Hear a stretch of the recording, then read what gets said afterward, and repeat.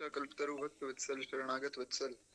भगवान की महती कृपा करुणा से हम आप सब श्री भगवत गीता जी में शरणागति के विषय में चर्चा कर रहे हैं। बड़ा अद्भुत श्लोक श्री भगवान ने कहा, सर्वधर्मान परित्यज्य मामेकं शरणं व्रज, अहं त्वां सर्व पापेभ्यो मोक्षयिष्यामि मा शुच।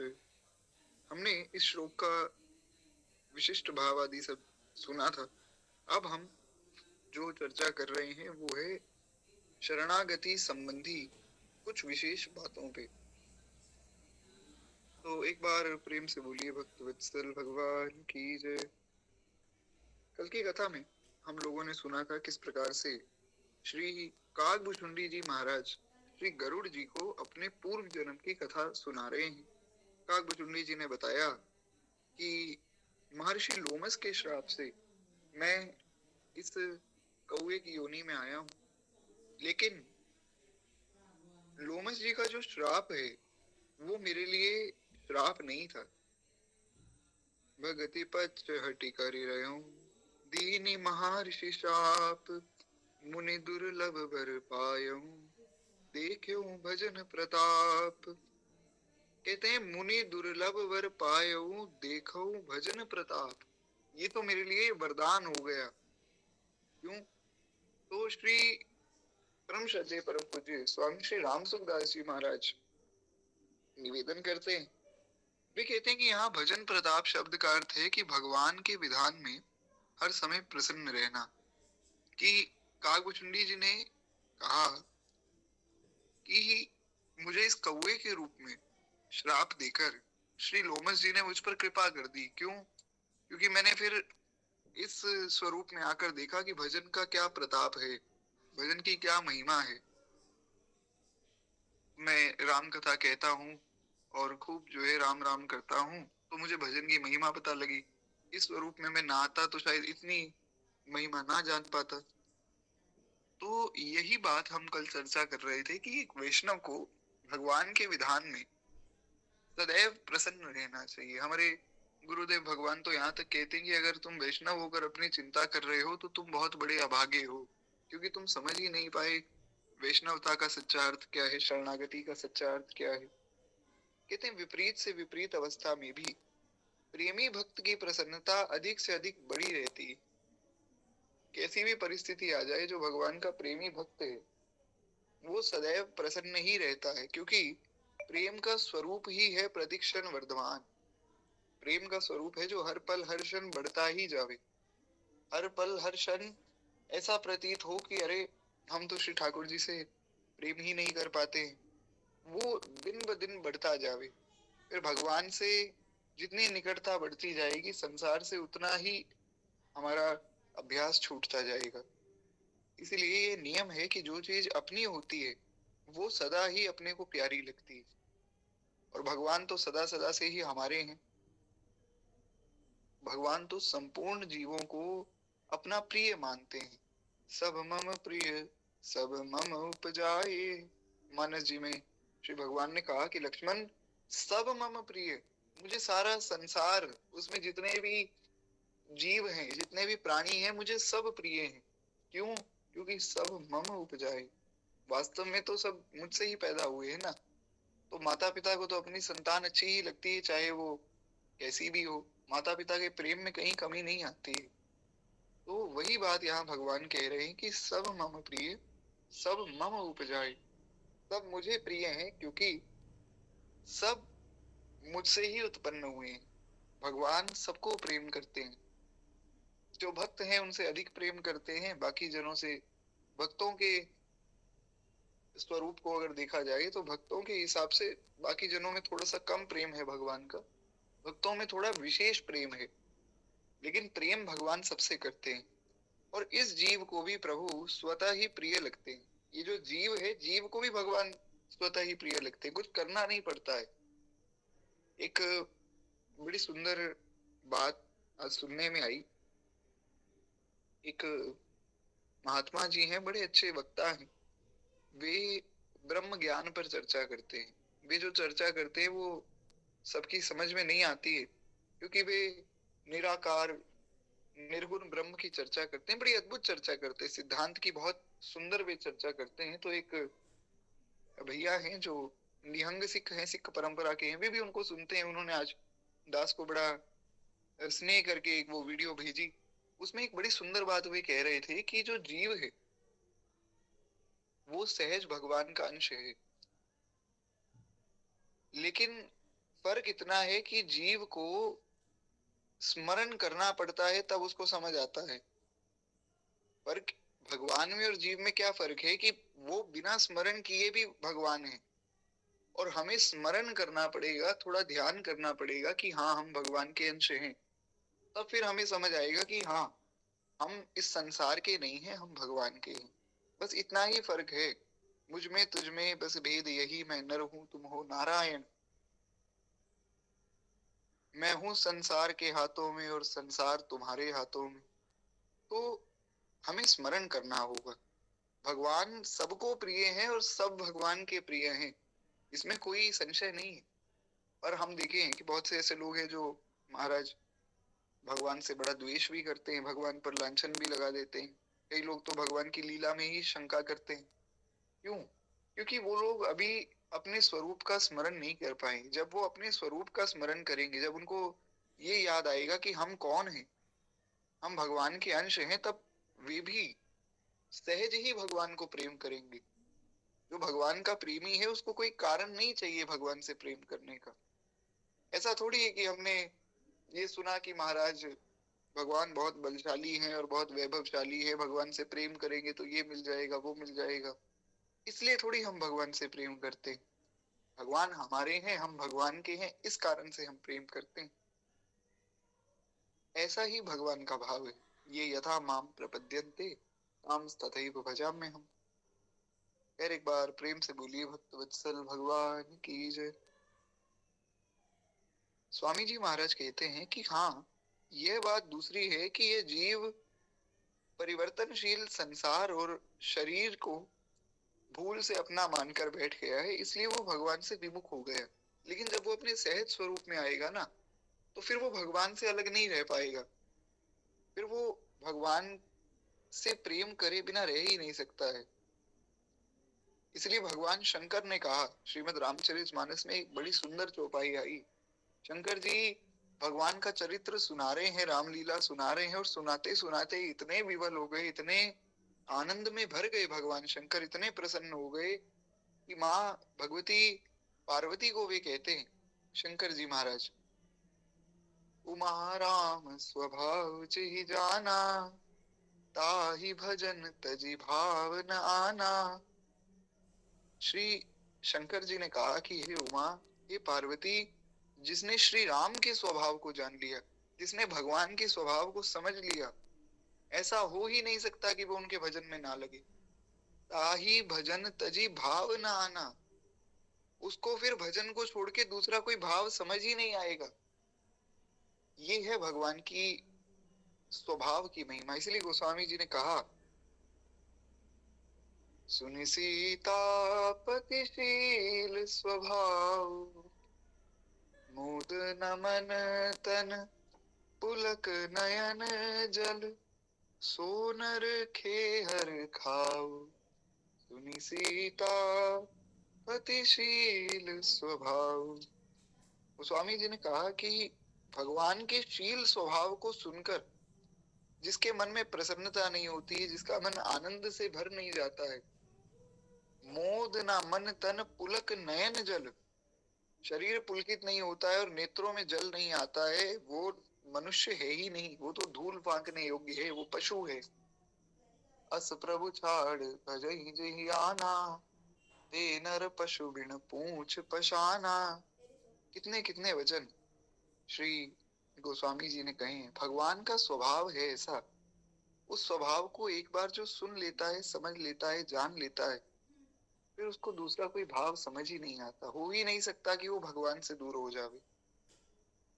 ये हो सकता है कि भजन कम बने, कुछ अल्प काल के लिए बने, लेकिन भगवान का स्मरण किए बिना वो नहीं रहेगा। जिसने भगवान के स्वभाव को समझ लिया है, ये भगवान के स्वभाव की विशेषता है। इसलिए श्री बिंदु जी महाराज ने कहा, पाते थे जिस हृदय का आश्रय अनाथ लाखों, क्या वह हृदय दया का भंडार अब नहीं है, क्या वह स्वभाव पहला सरकार अब नहीं है, दीनों के वास्ते क्या दरबार अब नहीं है। बड़ा अद्भुत पद है, इस पे हमने बहुत बार चर्चा भी की, तो पूरे पद को तो हम प्रणाम करें, पर एक भाव जो बड़ी सुंदर स्वरूप में श्री बिंदु जी ने कहा, दौड़े थे द्वारिका से जिस पर अधीर होकर,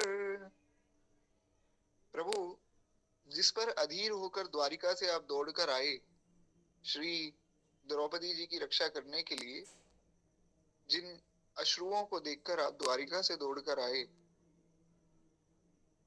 दौड़े थे द्वारिका से जिस पर अधीर होकर, उस अश्रु बिंदु से भी क्या प्यार अब नहीं है, दीनों के वास्ते क्या दरबार अब नहीं है, क्या वह स्वभाव पहला सरकार अब नहीं है। बड़ा सुंदर भाव है।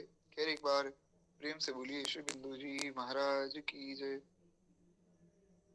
तो इस प्रकार से भगवान का स्वभाव बड़ा अद्भुत स्वभाव है महाराज।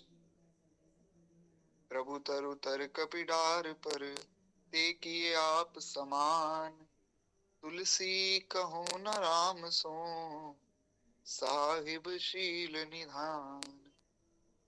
स्वामी जी ने कहा कि भगवान बैठे हैं पेड़ के नीचे और सब वानर पेड़ के ऊपर चढ़े हुए हैं महाराज।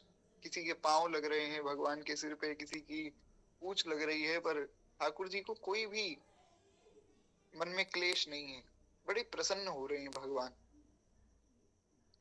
अर्जुन ने कहा कि प्रभु मैं तो केवल आपको मांगता हूँ। हमने कल ये पूरा प्रसंग भी सुना, दुर्योधन और अर्जुन मांगने आए। भगवान ने कहा भैया अर्जुन मेरे पास तो ना अस्त्र है ना शस्त्र है, ना मैं युद्ध में लड़ूंगा ना मैं कुछ करूंगा। अर्जुन ने कहा कोई बात नहीं प्रभु, मैं आपको फिर भी आपको ही मांगता हूँ। भगवान ने कहा ठीक है, फिर मैं तुम्हारा सारथी बन जाऊंगा। अर्जुन ने कहा प्रभु आप तो महाराज हमारे सेव्य हैं, आपको तो हम सिर पे धारण करते हैं, आप सारथी क्यों बन जाएंगे।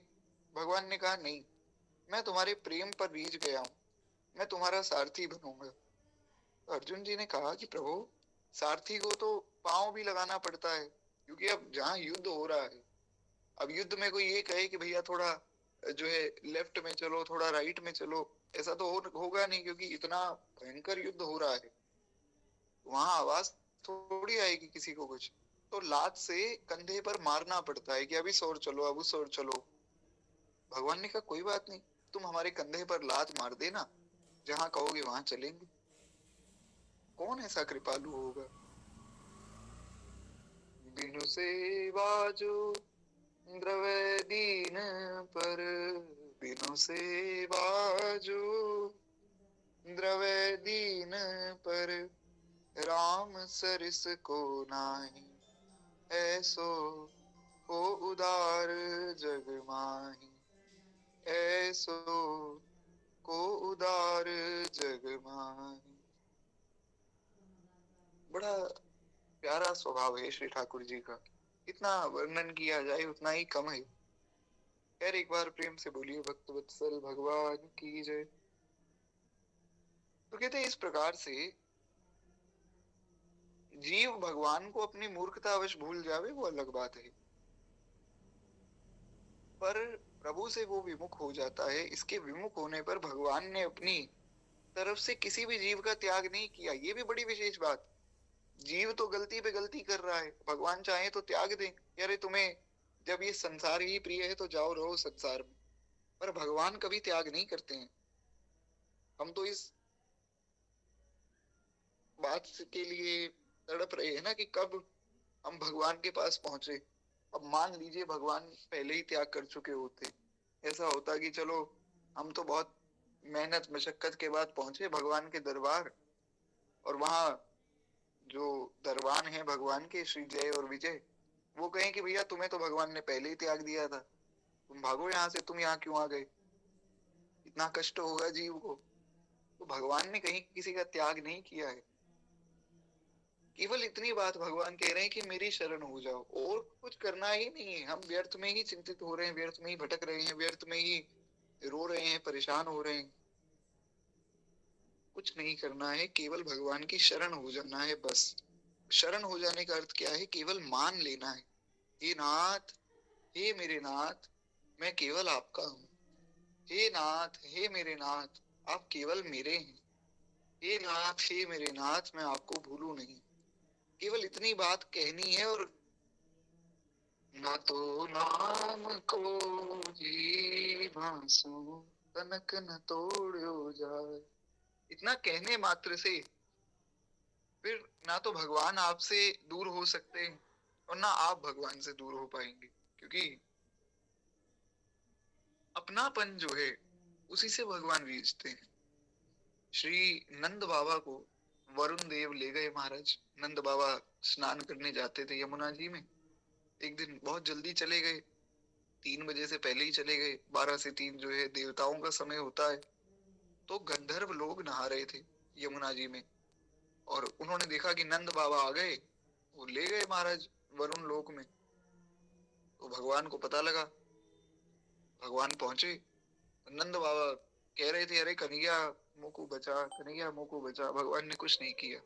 और जैसे ही नंद बाबा ने कहा कि कन्हैया मैं तेरी शरण में हूँ, भैया मेरी रक्षा कर ले, भगवान ने तुरंत जो है वरुण देव को कहा कि तुम हमारे पिताजी को यहाँ उठा लाए, तुम्हारी इतनी हिम्मत हो गई।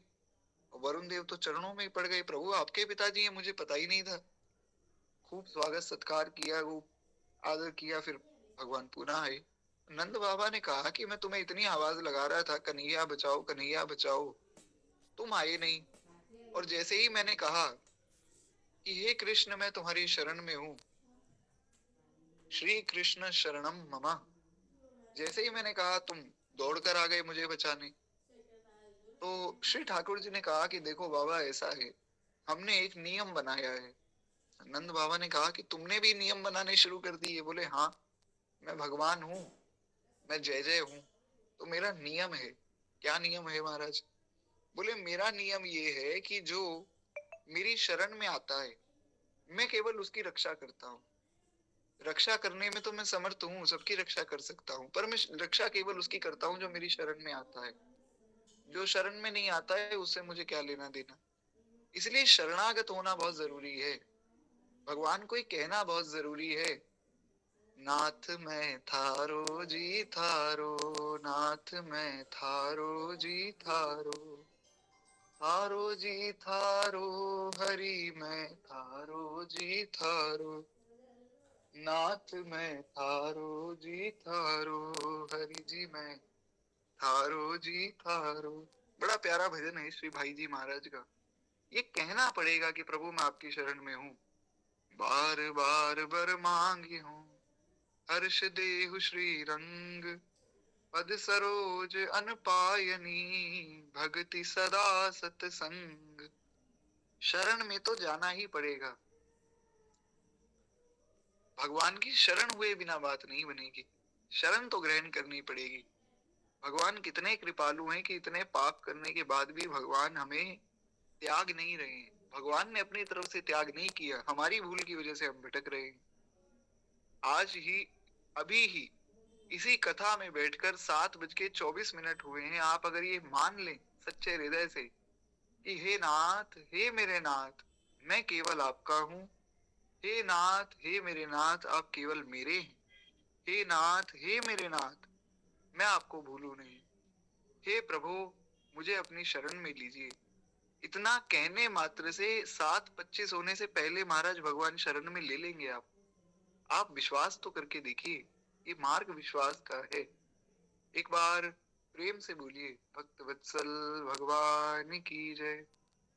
इसलिए श्री स्वामी जी महाराज ने कहा कि कुछ मत करो, केवल भगवान को ये 3 बातें हर थोड़ी देर बाद सुनाओ। हे नाथ, हे मेरे नाथ, मैं केवल आपका हूँ। हे नाथ, हे मेरे नाथ, आप ही केवल मेरे हैं। हे नाथ, हे मेरे नाथ, मैं आपको भूलूं नहीं। बस इतना कह भर दो, फिर भगवान तुम्हें स्वीकार कर लेंगे। बस इतना कहने की ही आवश्यकता है। भगवान तो बड़े कृपालु हैं। इसलिए गोस्वामी जी ने विनय पत्रिका जी में एक पद लिखा, ऐसी कौन प्रभु की रीति, ऐसी कौन प्रभु की रीति, बिरद हेतु पुनीत परिहर, पावरण पर प्रीति। कहते हैं खाली अपने विरद हेतु, अपना अपने वचन की रक्षा करने के लिए, पावरण पर प्रीति, सिर्फ अपने वचनों की रक्षा करने के लिए भगवान पावर से पावर जीव पर भी कृपा करते हैं। भगवान ने वचन दिया ना कि जो शरण में आएगा मैं उस पर कृपा करूंगा। तो कोई कितना ही दुष्ट हो, कितना ही बड़ा पापी हो, कितना ही उसमें मलिनता हो, कितनी ही दुर्वृत्तियां हो, पर गोस्वामी जी कहते हैं फिर भगवान उसको त्यागते नहीं है, केवल अपने विरध की रक्षा करने के लिए। तो प्रश्न हुआ कि महाराज उदाहरण दो।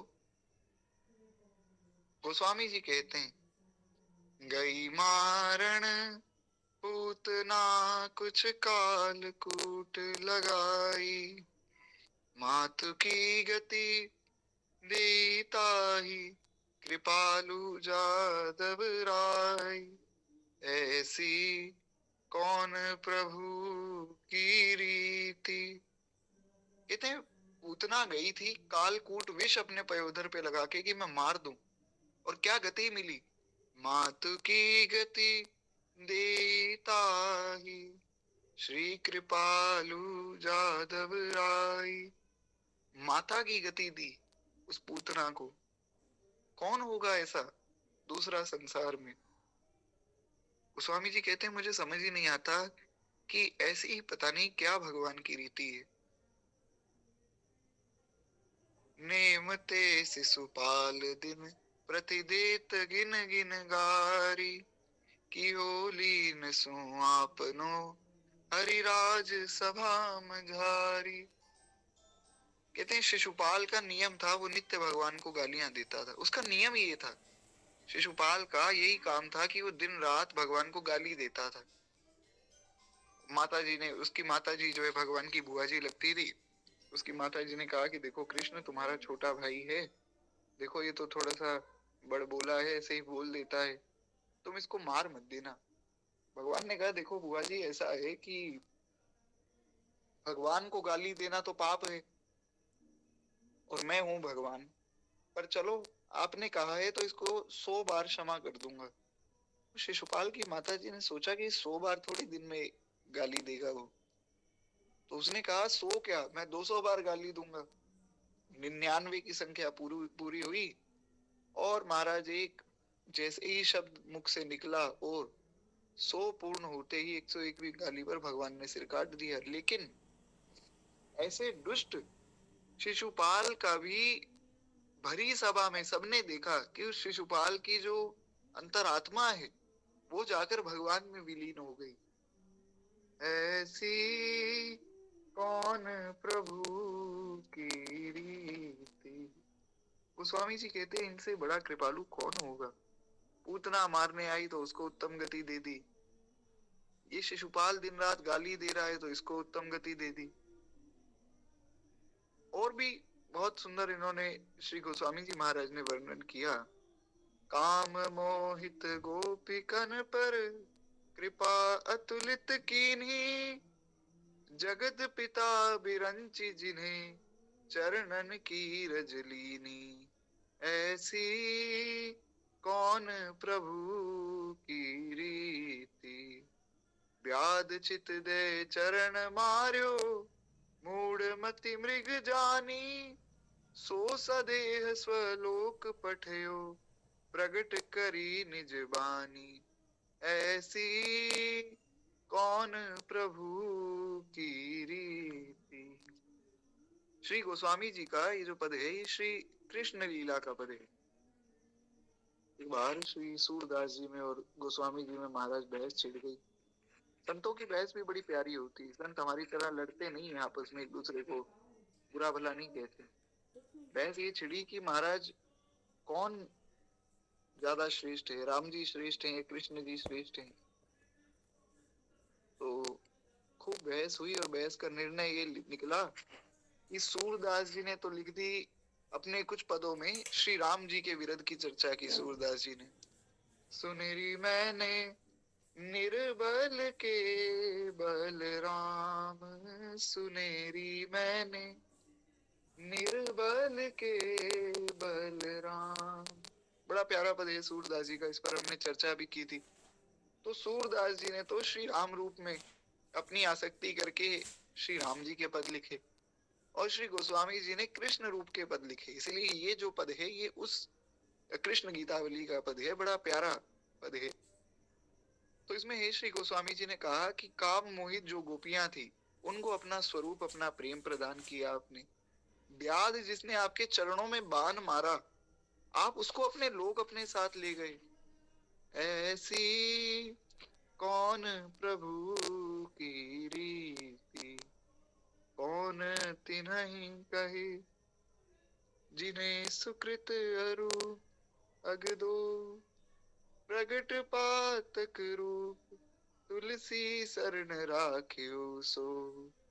कहते हैं कि कौन कहे प्रभु आपकी रीति के विषय में, आपकी विरध के विषय में, कौन बखान करे। बस इतनी कृपा कीजिए कि मुझे अपनी शरण में रखिएगा, इस तुलसीदास को चरणों से दूर मत कीजिएगा।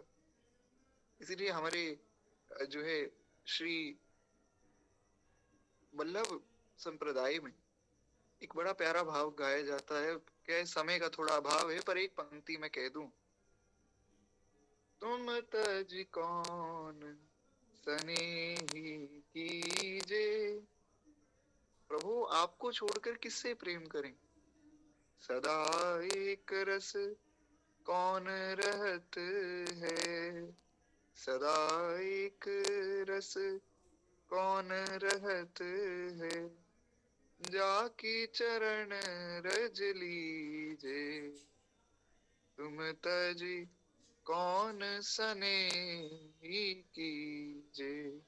बड़ा अद्भुत भाव है, एक बार प्रेम से बोलिए भक्त वत्सल भगवान की जय, श्री गोस्वामी तुलसीदास जी महाराज की जय। बड़ा अद्भुत ये विरध है महाराज भगवान का। ये वचन बहुत अद्भुत है। भगवान ने कह दिया कि माम एकम शरणम ब्रज, तो बिल्कुल निश्चिंत हो जाना चाहिए। कितने पद, कितने भाव हैं भक्तों के, कहते कहते व्यक्ति थक जाएगा, लेकिन भगवान का जो विरध है उसकी महिमा का बखान कर पाना संभव ही नहीं है। जितना कहा जाए उतना कम है। साधु भाई अपनी करनी नाही, श्री मलुकदास जी का पद, जे करनी का करे भरोसा, ते जम के घर जाही, साधु भाई अपनी करनी नाही। मलुकदास जी कहते हैं जो अपनी करनी का भरोसा करते हैं कि मैं कुछ ऐसा कर लूंगा कि बहुत उत्तम लोगों को प्राप्त हो जाऊंगा, ते जम के घर जाएं, वो यमराज के घर पहुंचते हैं सीधा। साधु भाई अपनी करनी नाही, बड़ा अद्भुत पद है। हम आगे प्रयास करेंगे, अगर कथा में जल्दी आज थोड़ा विश्राम हो जाएगा तो इस पद को हम सुनेंगे। एक बार प्रेम से बोलिए श्री मलुकदास जी महाराज की जय। तो कहते हैं इस प्रकार से जीव भगवान को भूले बैठा है पर भगवान ने उसे त्यागा नहीं। कारण कि जीव सदा से साक्षात भगवान का ही अंश है, इसलिए संपूर्ण जीवों के साथ भगवान की आत्मीयता अक्षुण है, अखंडित स्वरूप से स्वाभाविक ही बनी हुई है। भगवान कभी हमें नहीं भूले हैं। इससे वे मात्र जीवों पर कृपा करने के लिए, अर्थात अपने भक्तों की रक्षा करने के लिए और दुष्टों का विनाश और धर्म की स्थापना, इन तीन बातों के लिए समय समय पर अवतार लेते हैं। भगवत गीता में ही चौथे अध्याय का 8वां जो श्लोक है, भगवान ने कहा यदा यदा हि धर्मस्य ग्लानिर्भवति भारत अभ्युत्थानम् अधर्मस्य तदात्मानं सृजाम्यहम्। फिर भगवान ने कहा, मैं आता तो हूँ, आकर करता क्या हूँ? परित्राणाय साधूनां विनाशाय च दुष्कृतां धर्म संस्थापनार्थाय संभवामि युगे युगे। भगवान ने कहा, जब मैं आता हूँ, परित्राणाय साधूनां,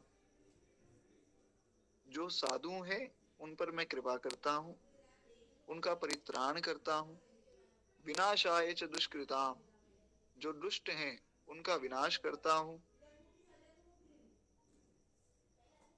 और और क्या करते हैं? भगवान ने कहा, परित्राणाय साधूनां विनाशाय च दुष्कृतां धर्म संस्थापनार्थाय संभवामि युगे युगे। हर युग में आकर धर्म की मैं स्थापना करता हूँ। ये भगवान का स्वरूप है। तो कहते हैं इसलिए तीन ही काम भगवान प्रमुख रूप से करते हैं। इन तीन बातों में केवल भगवान की आत्मीयता ही टपक रही है। पहले तो मैं अपने जो निज जन है, जो साधु जन है, जो मेरे प्रेमी जन है, उनकी सार संभार करता हूँ। ये आत्मीयता ही तो है कि भगवान अपने लोक को छोड़कर हमारा कल्याण करने नीचे आ रहे हैं। कितनी कृपा है। एक और आपको मैं बात बता दूं, बहुत जल्दी ऐसा समय आएगा, ऐसा मैं नहीं कह रहा हूँ, पूज्य गुरुदेव भगवान कहते हैं। महाराज जी ने कोरोना से पहले भी कहा था कि बहुत जल्दी ऐसा समय आने वाला है कि विश्व भर में हाहाकार मच जाएगा। और कोरोना आ गया था उसके 1-2 महीने बाद ही। और महाराज जी ने पुनः भविष्यवाणी की है। हालांकि महाराज जी अपने मुख से ऐसा नहीं कहते हैं कि हम भविष्यवाणी कर रहे हैं, पर हमारे लिए तो उनकी आज्ञा ही भगवत आज्ञा है ना। तो महाराज जी ने कहा है कि बहुत जल्दी ऐसा समय आने वाला है जब सारे दुष्ट लोग नष्ट भ्रष्ट हो जाएंगे और दुनिया की आबादी बहुत कम हो जाएगी। और बचेगा कौन? बचेगा केवल वो जे राखे रघुवीर ते उबरे ते ही काल महु, जिनकी रक्षा भगवान करेंगे। और भगवान किनकी रक्षा करेंगे? पुनः हम वहीं पहुंचे जहां से हम चले थे। भगवान ने कहा कि मैं उनकी रक्षा करता हूँ बाबा जो मेरी शरण में आते हैं। इसलिए भैया कोई दूसरा रास्ता है ही नहीं बचने का। भगवान की शरण तो होना ही पड़ेगा, चाहे प्रेम से हो जाओ, चाहे डर के हो जाओ, चाहे ज्ञान के मार्ग से आ जाओ, चाहे भक्ति के मार्ग से आ जाओ, कहीं से आ जाओ, भगवान की शरण में तो आना ही पड़ेगा। जाऊं कहाँ तजी चरण तुम्हारे, ताको नाम पतित पावन जग, यही अति दीन पियारे। जाऊं कहाँ तजी चरण तुम्हारे। गोस्वामी जी महाराज कहते हैं कि प्रभु किसका नाम पतित पावन है और ही अति दीन प्यारे। ऐसा कौन है जिसको हम जैसे लोग प्यारे हैं? आप ही हैं। इसलिए हे नाथ, आपको छोड़कर कहाँ जाऊं, इसलिए शरण में तो आना ही पड़ेगा। और ये भगवान की आत्मीयता ही तो है कि भगवान अपने जनों की रक्षा करने आते हैं। अब प्रश्न ये हो सकता है कि फिर दुष्टों का विनाश क्यों करते हैं महाराज? दुष्टों का विनाश इसलिए भगवान करते हैं ताकि उनको पुनः एक मौका मिले कि भैया दुष्टता छोड़ के आप भजन में लग जाओ। वो नहीं लगते हैं, वो उनकी गलती है, पर भगवान तो मौका दे रहे हैं। और धर्म संस्थापनार्थाय, फिर मैं धर्म की स्थापना करता हूँ। क्यों? ताकि जो लोग भटक गए हैं, भूल गए हैं, वो पुनः धर्म के मार्ग से मुझे प्राप्त कर ले। अब भगवान ने तो इतना अवसर दिया, पर हम उसको व्यर्थ गवावें तो ये हमारी गलती है। अब देखिए, आज श्री ठाकुर जी की जाने क्या इच्छा है। भगवान चाहते हैं कि आज कुछ पद ही हम और सुने। लगभग 4 पद तो हमने सुन लिए। अब जब जहाँ 4 सुने वहां 5 सही। एक पद मैं आपको और सुनाता हूँ श्री मलुकदास जी का, जो मैंने कहा था बाद में सुनेंगे। एक बार प्रेम से बोलिए भक्त वत्सल भगवान की जय। श्री मलुकदास जी वर्णन करते हैं, जे करनी का करे भरोसा, ते जम के घर जाही, साधु भाई अपनी करनी नाहि। अपनी करनी है ही नहीं, कहाँ तक हम क्या कर लेंगे भगवान को पाने के लिए? आप बैठकर विचार कीजिए एक जीव क्या कर सकता है भगवान को पाने के लिए? विचार हुआ कि महाराज दान करेंगे। क्या दान करोगे? तुम्हारा है क्या जो तुम दान कर दोगे? बलि ने कहा प्रभु मैं आपको तीनों लोक देता हूं। भगवान ने कहा 3 लोक तो मैंने 2 पग में नाप लिया। अब तो बलि को समझ आया, राजा बलि ने सोचा कि प्रभु ये तो गलती हो गई। अरे महाराज आपकी वस्तु आपको ही दे दी मैंने, अब मैं क्या दान करूं? अपने आप को समर्पित करता हूं। तो बलि जो है भक्तराज बलि हो गए। क्या दान कर देंगे भगवान को हम?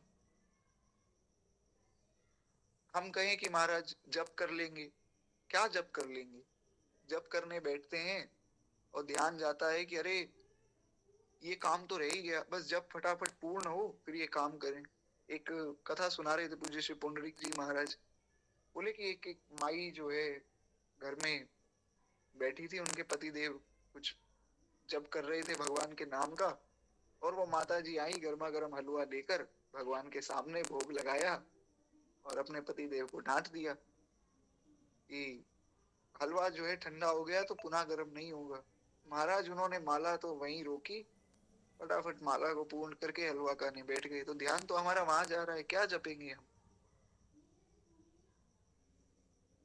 जब तो वो है जो श्री परीक्षित जी ने किया। परीक्षित जी को 3 दिन बाद पूर्ण हो गए। जब 3 दिन कथा में परीक्षित जी को श्री सुखदेव गोस्वामी जी ने कहा कि परीक्षित तुम कुछ पानी पी लो, कुछ पा लो। परीक्षित जी ने कहा प्रभु पानी पी लो, कुछ पा लो, ये कैसी बात कर रहे हैं आप तो मुझे इतना मधुर चरित्र सुना रहे हैं। प्रभु इस चरित्र से वंचित मत कीजिए। एक क्षण के लिए भी मुझे संसार का स्मरण नहीं हो रहा है। मैं तो भूल ही गया कि मैं हूँ कौन, मेरा शरीर भी है, मुझे कुछ खाना भी है, कोई संसार भी है। मुझे तो मेरे पास बैठे श्रोता ही नहीं दिख रहे, मुझे केवल आप दिख रहे हैं। भगवान की मधुर लीला सुना रहे हैं और जैसे ही आंख बंद करता हूँ वो लीला मेरे सामने दिखती है। ये है जप। जप केवल मुख से ही थोड़ी होता है। ध्यान कर लेंगे, किसका ध्यान कर लेंगे?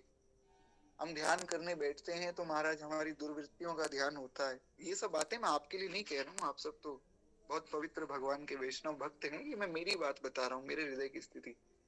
क्या करें भगवान को पाने? साधनहीन दीन मैं राधे, तुम करुणामयी प्रेम अगाधे। इसलिए तो कहा ना कि कहाँ जाएं आपको छोड़कर। का के द्वारे जाए पुकारे, कौन निहारे, हम दीन जनन की ओर। श्री राधे कीजे कृपा की को। इतना प्यारा भाव है। भक्त कहता है कि कीजिए कृपा की कोर। और बड़ा मेरे हृदय में महाराज पीड़ा हो रही है। अभी एक अवसर मेरे हाथ से चूक गया। श्री चित्र विचित्र जी महाराज का दर्शन अभी हो जाता, पर वो अवसर छूट गया हाथ से।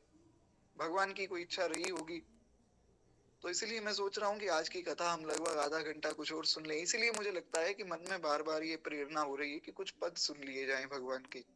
बड़ा मन था कि चलो अच्छा है, 2 संत भगवान पुनः पधार रहे हैं, खूब उनका दर्शन होगा, कीर्तन आदि होगा, पर व्यवस्था बन नहीं पाई जैसी ठाकुर जी की इच्छा।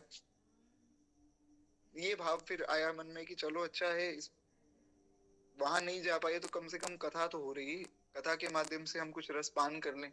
एक बार प्रेम से बोलिए भक्त वत्सल भगवान की जय। तो श्री मलुक दास जी ने कहा कि तुम क्या कर सकते हो?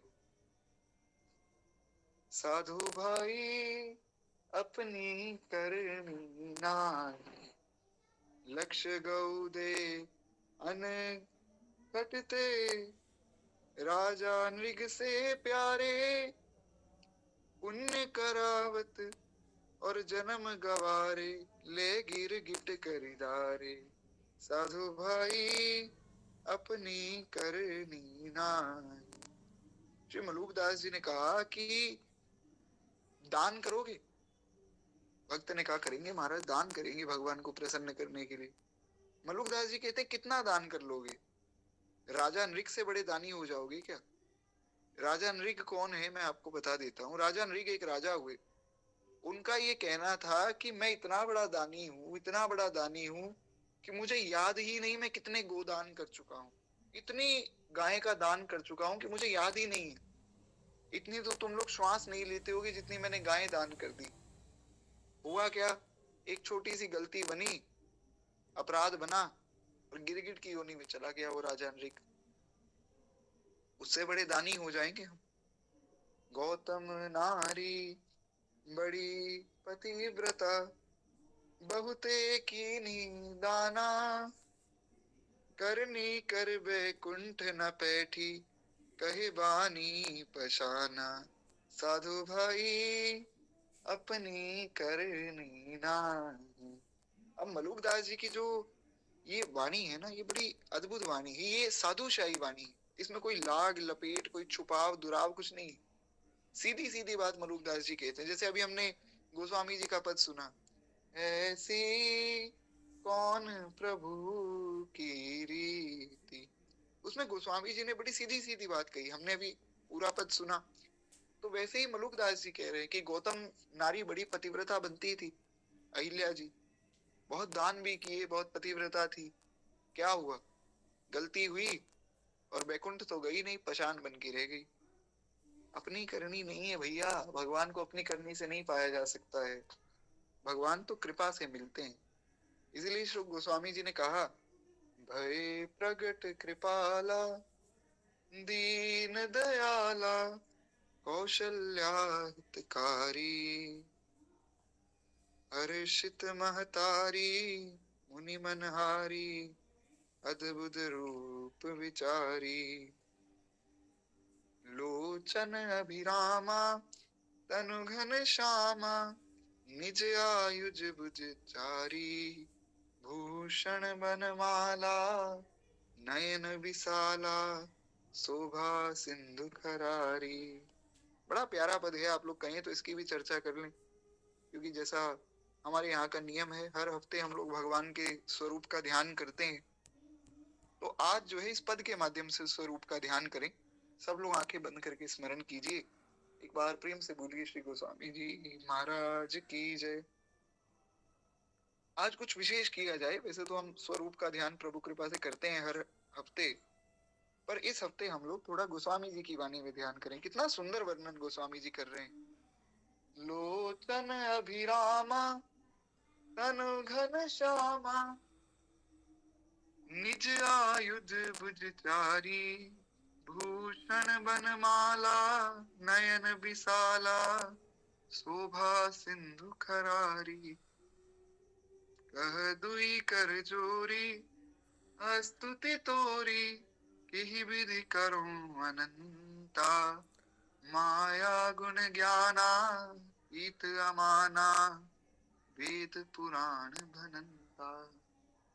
महाराज, भगवान प्रकट हुए चार भुजाधारी, शंख चक्र गदा पद्म धारण किए हुए। वो बैकुंठ नाथ प्रगटे हैं। भगवान के सिर पर किरीट मुकुट, अनंत कोटि ब्रह्मांड के स्वामित्व को सूचित करता हुआ वो मुकुट है। घुंघराले भगवान के केश, लोचन अभिरामा, विशाल भगवान के नेत्र हैं जिनमें करुणा बरस रही है। विशाल भगवान के मस्तक पर, ललाट पर सुंदर ऊर्ध्व पुंड्र की रेखाएं, सुंदर समुन्नत भगवान की नासिका, गोल गोल कपोल हैं श्री ठाकुर जी के, मंद मंद मुस्कान, लाल लाल अधर हैं। उन अधरों की अरुणिमा को देखकर आर्य ललनाएं अपने आर्य चरित्र से विचलित हो जाती। ऐसे सुंदर भगवान के वो लाल लाल होष्ट है, सुंदर ग्रीवा, ऐसा सुंदर भगवान का गला है मानो किसी ने शंख ही रख दिया हो। तीन रेखाएं हैं, सुंदर कौस्तुभ मणि श्री ठाकुर जी धारण किए हुए हैं। महाराज, भगवान का विशाल वक्ष स्थल है, जिस वक्ष स्थल में सारे भक्त निवास करते हैं। श्री वत्स का चिन्ह है, भृगु लता को भगवान धारण किए हुए हैं। चार भगवान की लंबी भुजाएं हैं, एक में शंख, एक में चक्र, एक में गदा, एक में पद्म भगवान धारण किए हुए। सिर भगवान का जा रहा है ब्रह्मलोक में और नीचे पांव जा रहे हैं नरक तक। इतना विशाल काय भगवान का स्वरूप है। सुंदर भगवान का उदर और पीतांबर धारण किए हुए। और श्री गोस्वामी जी महाराज वर्णन करते हैं, भूषण बनमाला, नयन बिसाला शोभा सिंधु करारी। बड़ा सुंदर भगवान का वो स्वरूप है। और कैसा स्वरूप श्री ठाकुर जी लेकर आए। स्वामी जी कहते हैं, लोचन अभिरामा तन घन श्यामा। काले गरजते हुए बादल के समान भगवान का वो सुंदर रंग, घनश्याम वर्ण है भगवान का। और उसपे निज आयुध भुज चारी। सुंदर भगवान ने पीतांबर रंग की ही जनेऊ धारण की। ऐसा लगता है मानो गरजते हुए घुंघराले जो घने बादल हैं, उन बादलों में बिजली चमक रही हो। मंद मंद मुस्कुरा रहे हैं श्री ठाकुर जी, पीतांबर चरणों में धारण किए हुए। और वे चरण भगवान के, जिन चरणों से पतित पावनी जगत पावनी श्री गंगा जी प्रगटी हैं। अनंत कोटि ब्रह्मांड के देवी देवता ब्रह्मा विष्णु महेश सब एकत्रित होकर भगवान की स्तुति कर रहे हैं, जय जयकार कर रहे हैं। भगवान अपने हाथों से माँ कौशल्या को आशीर्वाद दे रहे हैं। चरणों में भगवान के 48 चिन्ह, जो भक्तों को आनंद, भक्तों को सुख प्रदान करते हैं। और भगवान मंद मंद मुस्कुराकर माँ कौशल्या की ओर देख रहे हैं। श्री गोस्वामी जी महाराज लिखते हैं, कह दुई कर जोरी स्तुति तोरी, यही विधि करो अनंता। माया गुण ज्ञानातीत अमाना, वेद पुराण भनंता। करुणा सुख सागर सब गुण आगर, जेहि गावहि श्रुति संता। सो मम हित लागी जन अनुरागी, भयउ प्रकट श्रीकंता। माँ कौशल्या कहती हैं, सो मम हित लागी। हे प्रभु, आप इतने विशाल हैं, अनंत हैं। प्रभु आप मेरे लिए प्रकट होकर आए। हे नाथ, आप कितने कृपालु हैं। ये भगवान ये बात सुनकर मुस्कुराए हैं। करुणा सुख सागर सब गुण आगर। करुणा और सुख के सागर श्री ठाकुर जी मंद मंद मुस्कुरा रहे हैं। तो कितना विशाल भगवान का स्वरूप है। माँ कौशल्या तो देखती ही जा रही हैं। कैसे स्तुति करूं, क्या कहूं प्रभु आपकी स्तुति में। ब्रह्मांड निकाया निर्मित माया, रोम रोम प्रतिवेद कहे। मम पुरसोबासी यह उपहासी, सुनत धीर मति थिर न रहे।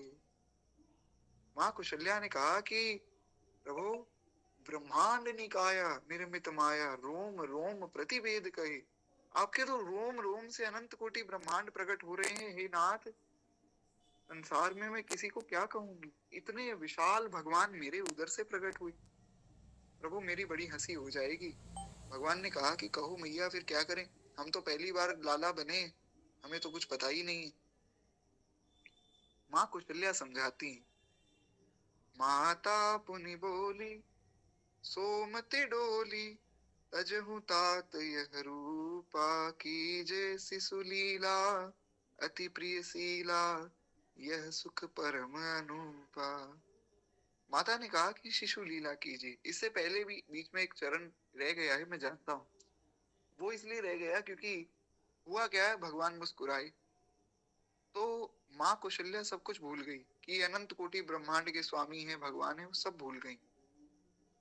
उपजा जब ज्ञाना प्रभु मुस्काना, चरित बहुत विधि कीन चहे। कही कथा सुहाई मातु बुझाई, जेहि प्रकार सुत प्रेम लहे। भगवान ने सारी बात बताई कि तुम इस प्रकार से जो है, ये दशरथ जी महाराज जो थे वो मनु थे, तुम शत्रुपा थी, तुमने वरदान मांगा कि जब आप आएंगे मुझे अपने असली स्वरूप दिखा दीजिएगा, इसलिए मैंने दिखाया। अब जो तुम कहोगी मैया वो करूंगा। माँ कौशल्या ने कहा कि शिशु लीला कीजिए। क्यों? बड़ी विशेष बात, शिशु लीला ही क्यों कीजिए। कीजे शिशु लीला अति प्रिय शीला, यह सुख परम अनूपा। माँ कौशल्या ने कहा कि प्रभु शिशु लीला सबको बड़ी प्रिय है और यह सुख बड़ा ही अनुपम सुख है। अब ये क्यों है, इस पर हम कल विस्तार में चर्चा कर ही चुके हैं। और कितने कृपालु हैं श्री ठाकुर जी। सुनी बचन सुजाना, रोदन ठाना, हुई बालक सुर भूपा। यह चरित जे गावहीं, हरिपद पावहीं, ते न परहीं भव कूपा। विप्रधेनु सुर संत हित, लीन मनुज अवतार। निज इच्छा निर्मित तन, माया गुण गोपार। बोले भक्त वत्सल भगवान की है। बड़ा अद्भुत चरित्र है श्री ठाकुर जी का। तो खैर, जहां से हमने बात शुरू की, भगवान किसी साधन से नहीं मिलते हैं, भगवान तो मिलते हैं कृपा से। भय प्रगट कृपाला, गोस्वामी जी ने कहा कौन प्रगटा है? कृपाला, जो अपनी कृपा से आते हैं। इसलिए ये इसका क्या प्रयोजन है? भगवान कह रहे हैं परित्राणाय साधूनां विनाशाय च दुष्कृतां धर्म संस्थापनार्थाय संभवामि युगे युगे। क्यों? क्योंकि भगवान के अंदर आत्मीयता है। भगवान चाहते हैं कि मेरे भक्तों का कल्याण हो। और जैसा मैंने निवेदन किया कि कुछ समय में ऐसा समय आ जाएगा जब केवल भक्त ही बचेंगे, तो बाय हुक और क्रुक आपको शरण में आना ही पड़ेगा, और कोई रास्ता है ही नहीं, दूसरी कोई ठौर है ही नहीं। वास्तव में कभी भी नहीं थी, पर अब तो प्रत्यक्ष रूप से सब देख ही लेंगे कि बचेगी ही नहीं। जो भजन करेगा वो बच जाएगा, जो नहीं करेगा सो। श्री मलुकदास जी की बात तो हमने अभी सुनी। मलुकदास जी महाराज कह रहे हैं, जे करनी का करे भरोसा, ते जम के घर जानी, साधु भाई अपनी करनी नानी। मलुकदास जी कहते हैं जो अपनी करनी का भरोसा करता रह जाएगा वो सीधा यमराज के घर पहुंचेगा। इसलिए अपनी करनी का कोई भरोसा नहीं है भैया, भगवान की शरण में सबको जाना चाहिए। मलुकदास जी ने तो बहुत से सुंदर सुंदर पद कहे हैं। हम लोग जो है अभी भक्तमाल जी शुरू करेंगे कल से, तो भक्तमाल जी के बाद हम लोग फिर दोहावली जी जब पूर्ण हो जाएंगे उसके बाद मलुक वाणी शुरू करेंगे। और 12 खड़ी के बड़े प्यारे प्यारे पद है मलुकदास जी के, वो भी हम सुनेंगे। मलुकदास जी के पद बड़े सुंदर हैं, उन पर हम जो है यथावत चर्चा करेंगे जैसी भगवान कृपा करें। कल का मैं समय बता दूं, कल की कथा जो है सुबह होगी 6:30 बजे। भगवान की कृपा से कुछ व्यवस्था बनी है। परसों शायद कथा सुबह ना हो पाए, परसों का जो समय रहेगा वो मैं सूचित कर दूंगा दोपहर में, कहीं कुछ व्यवस्था बनेगी तो। उसके बाद आएगा हमारा संडे, रविवार। संडे के दिन कथा होगी सुबह 5 बजे। अगर आप लोगों को याद हो तो हम लोग जैसे पहले सुनते थे 5 बजे कथा। क्यों? क्योंकि संडे के दिन मैं घर जा रहा हूँ, तो वहां कोई दिक्कत नहीं होगी नेटवर्क आदि की, तो संडे हमारी सुबह कथा होगी। तो एक बार कल का ध्यान रखिएगा, कल की कथा सुबह होगी 6:30। बाकी मैं आगे सूचित कर दूंगा आप लोगों को। नारायण। तो कहते हैं इस प्रकार से दुष्टों का विनाश और धर्म की स्थापना से भगवान का क्या प्रयोजन सिद्ध होता है? अर्थात भगवान का कोई प्रयोजन नहीं है। भगवान आ गए, भगवान ने दुष्टों को मार दिया, भक्तों का उद्धार कर दिया, इसमें भगवान को क्या मिला? भगवान तो अपने जनों का कल्याण करने आ रहे हैं ना। भगवान तो ये तीनों ही काम केवल जो है प्राणी मात्र के कल्याण के लिए करते हैं। अब ऐसा तो है नहीं भगवान रावण कुंभकर्ण को मारने आए हो। जिन भगवान की हल्की सी भ्रिकुटी टेढ़ी हो जावे तो महाराज काल थर थर कांपने लग जाता है। क्या उनको रावण कुंभकर्ण को मारने के लिए आना पड़ेगा?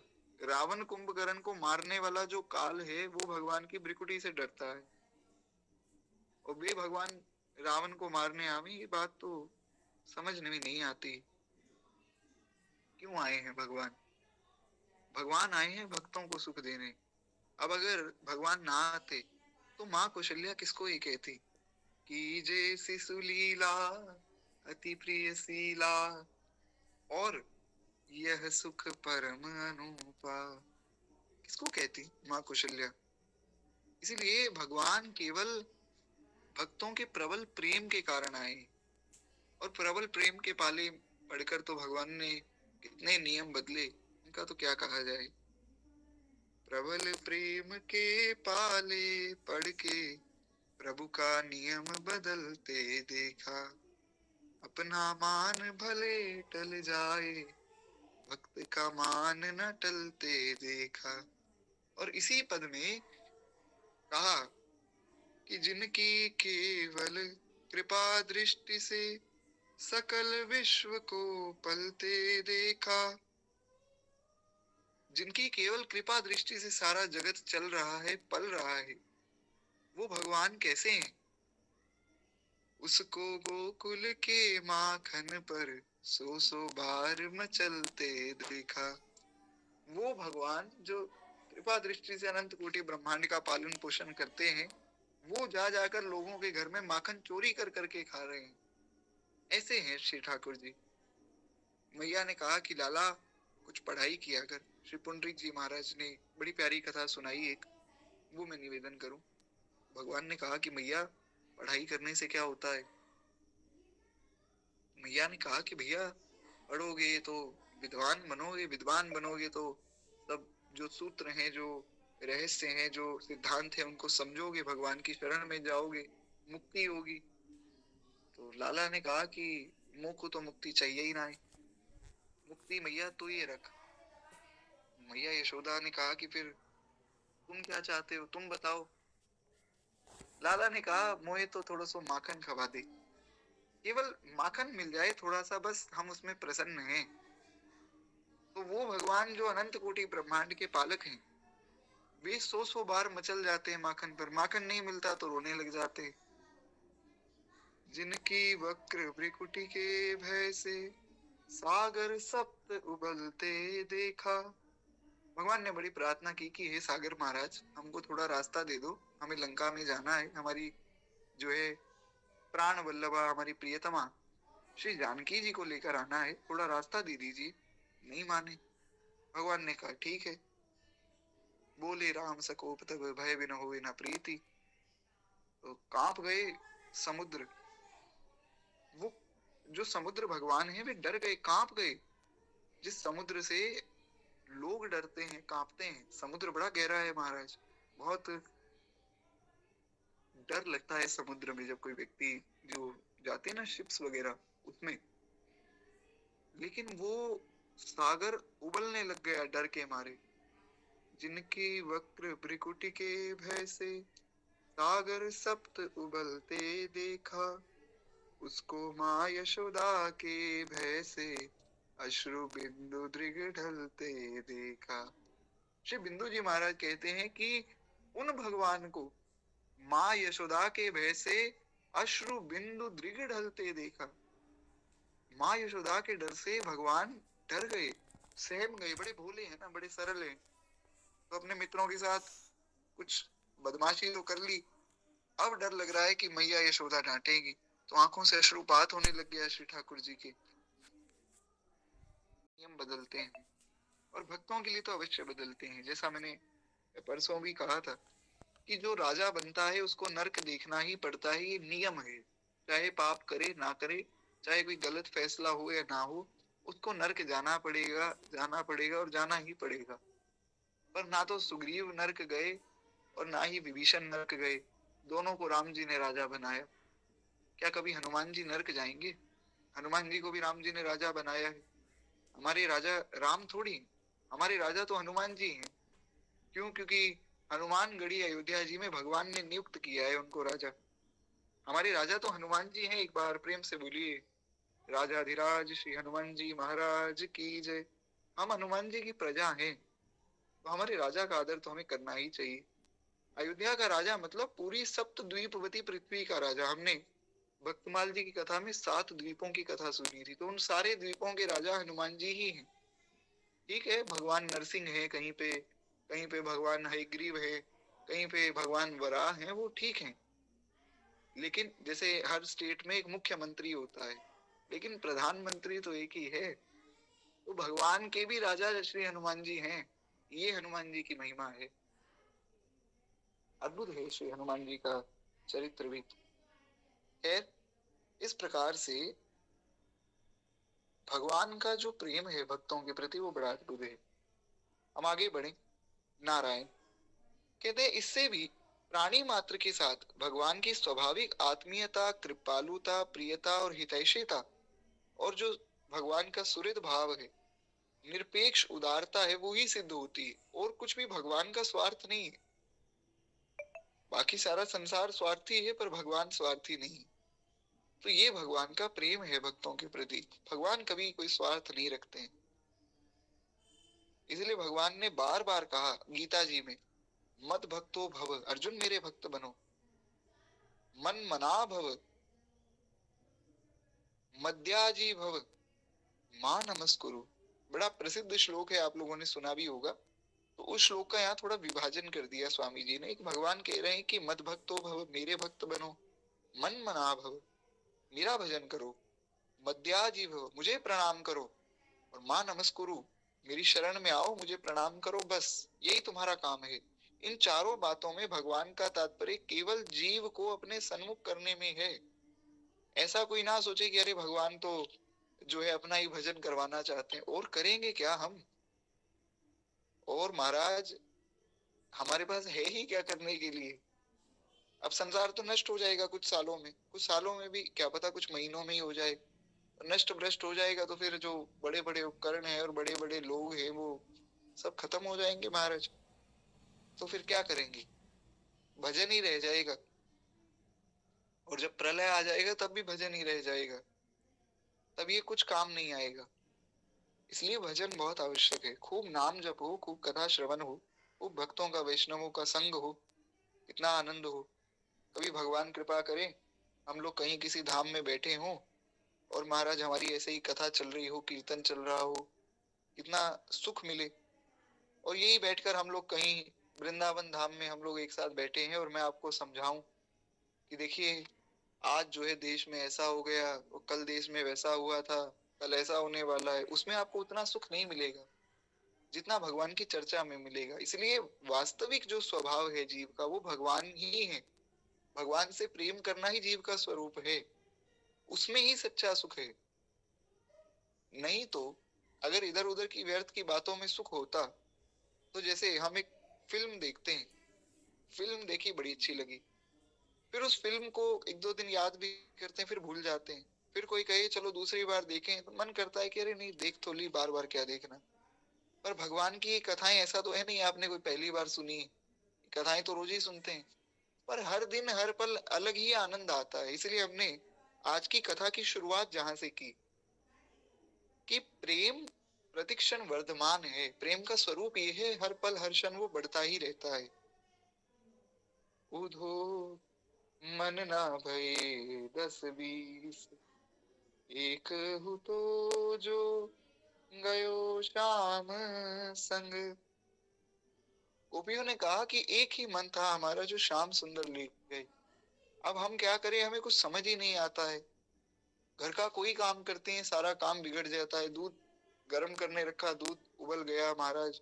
बच्चे को कुछ भोजन देना था, भूल गए, बच्चा रोता ही जा रहा है। कपड़े धोने थे, कपड़े इतने धो दिए कि वो फट गए। कृष्ण निकलते ही नहीं है दिमाग से, क्या करें?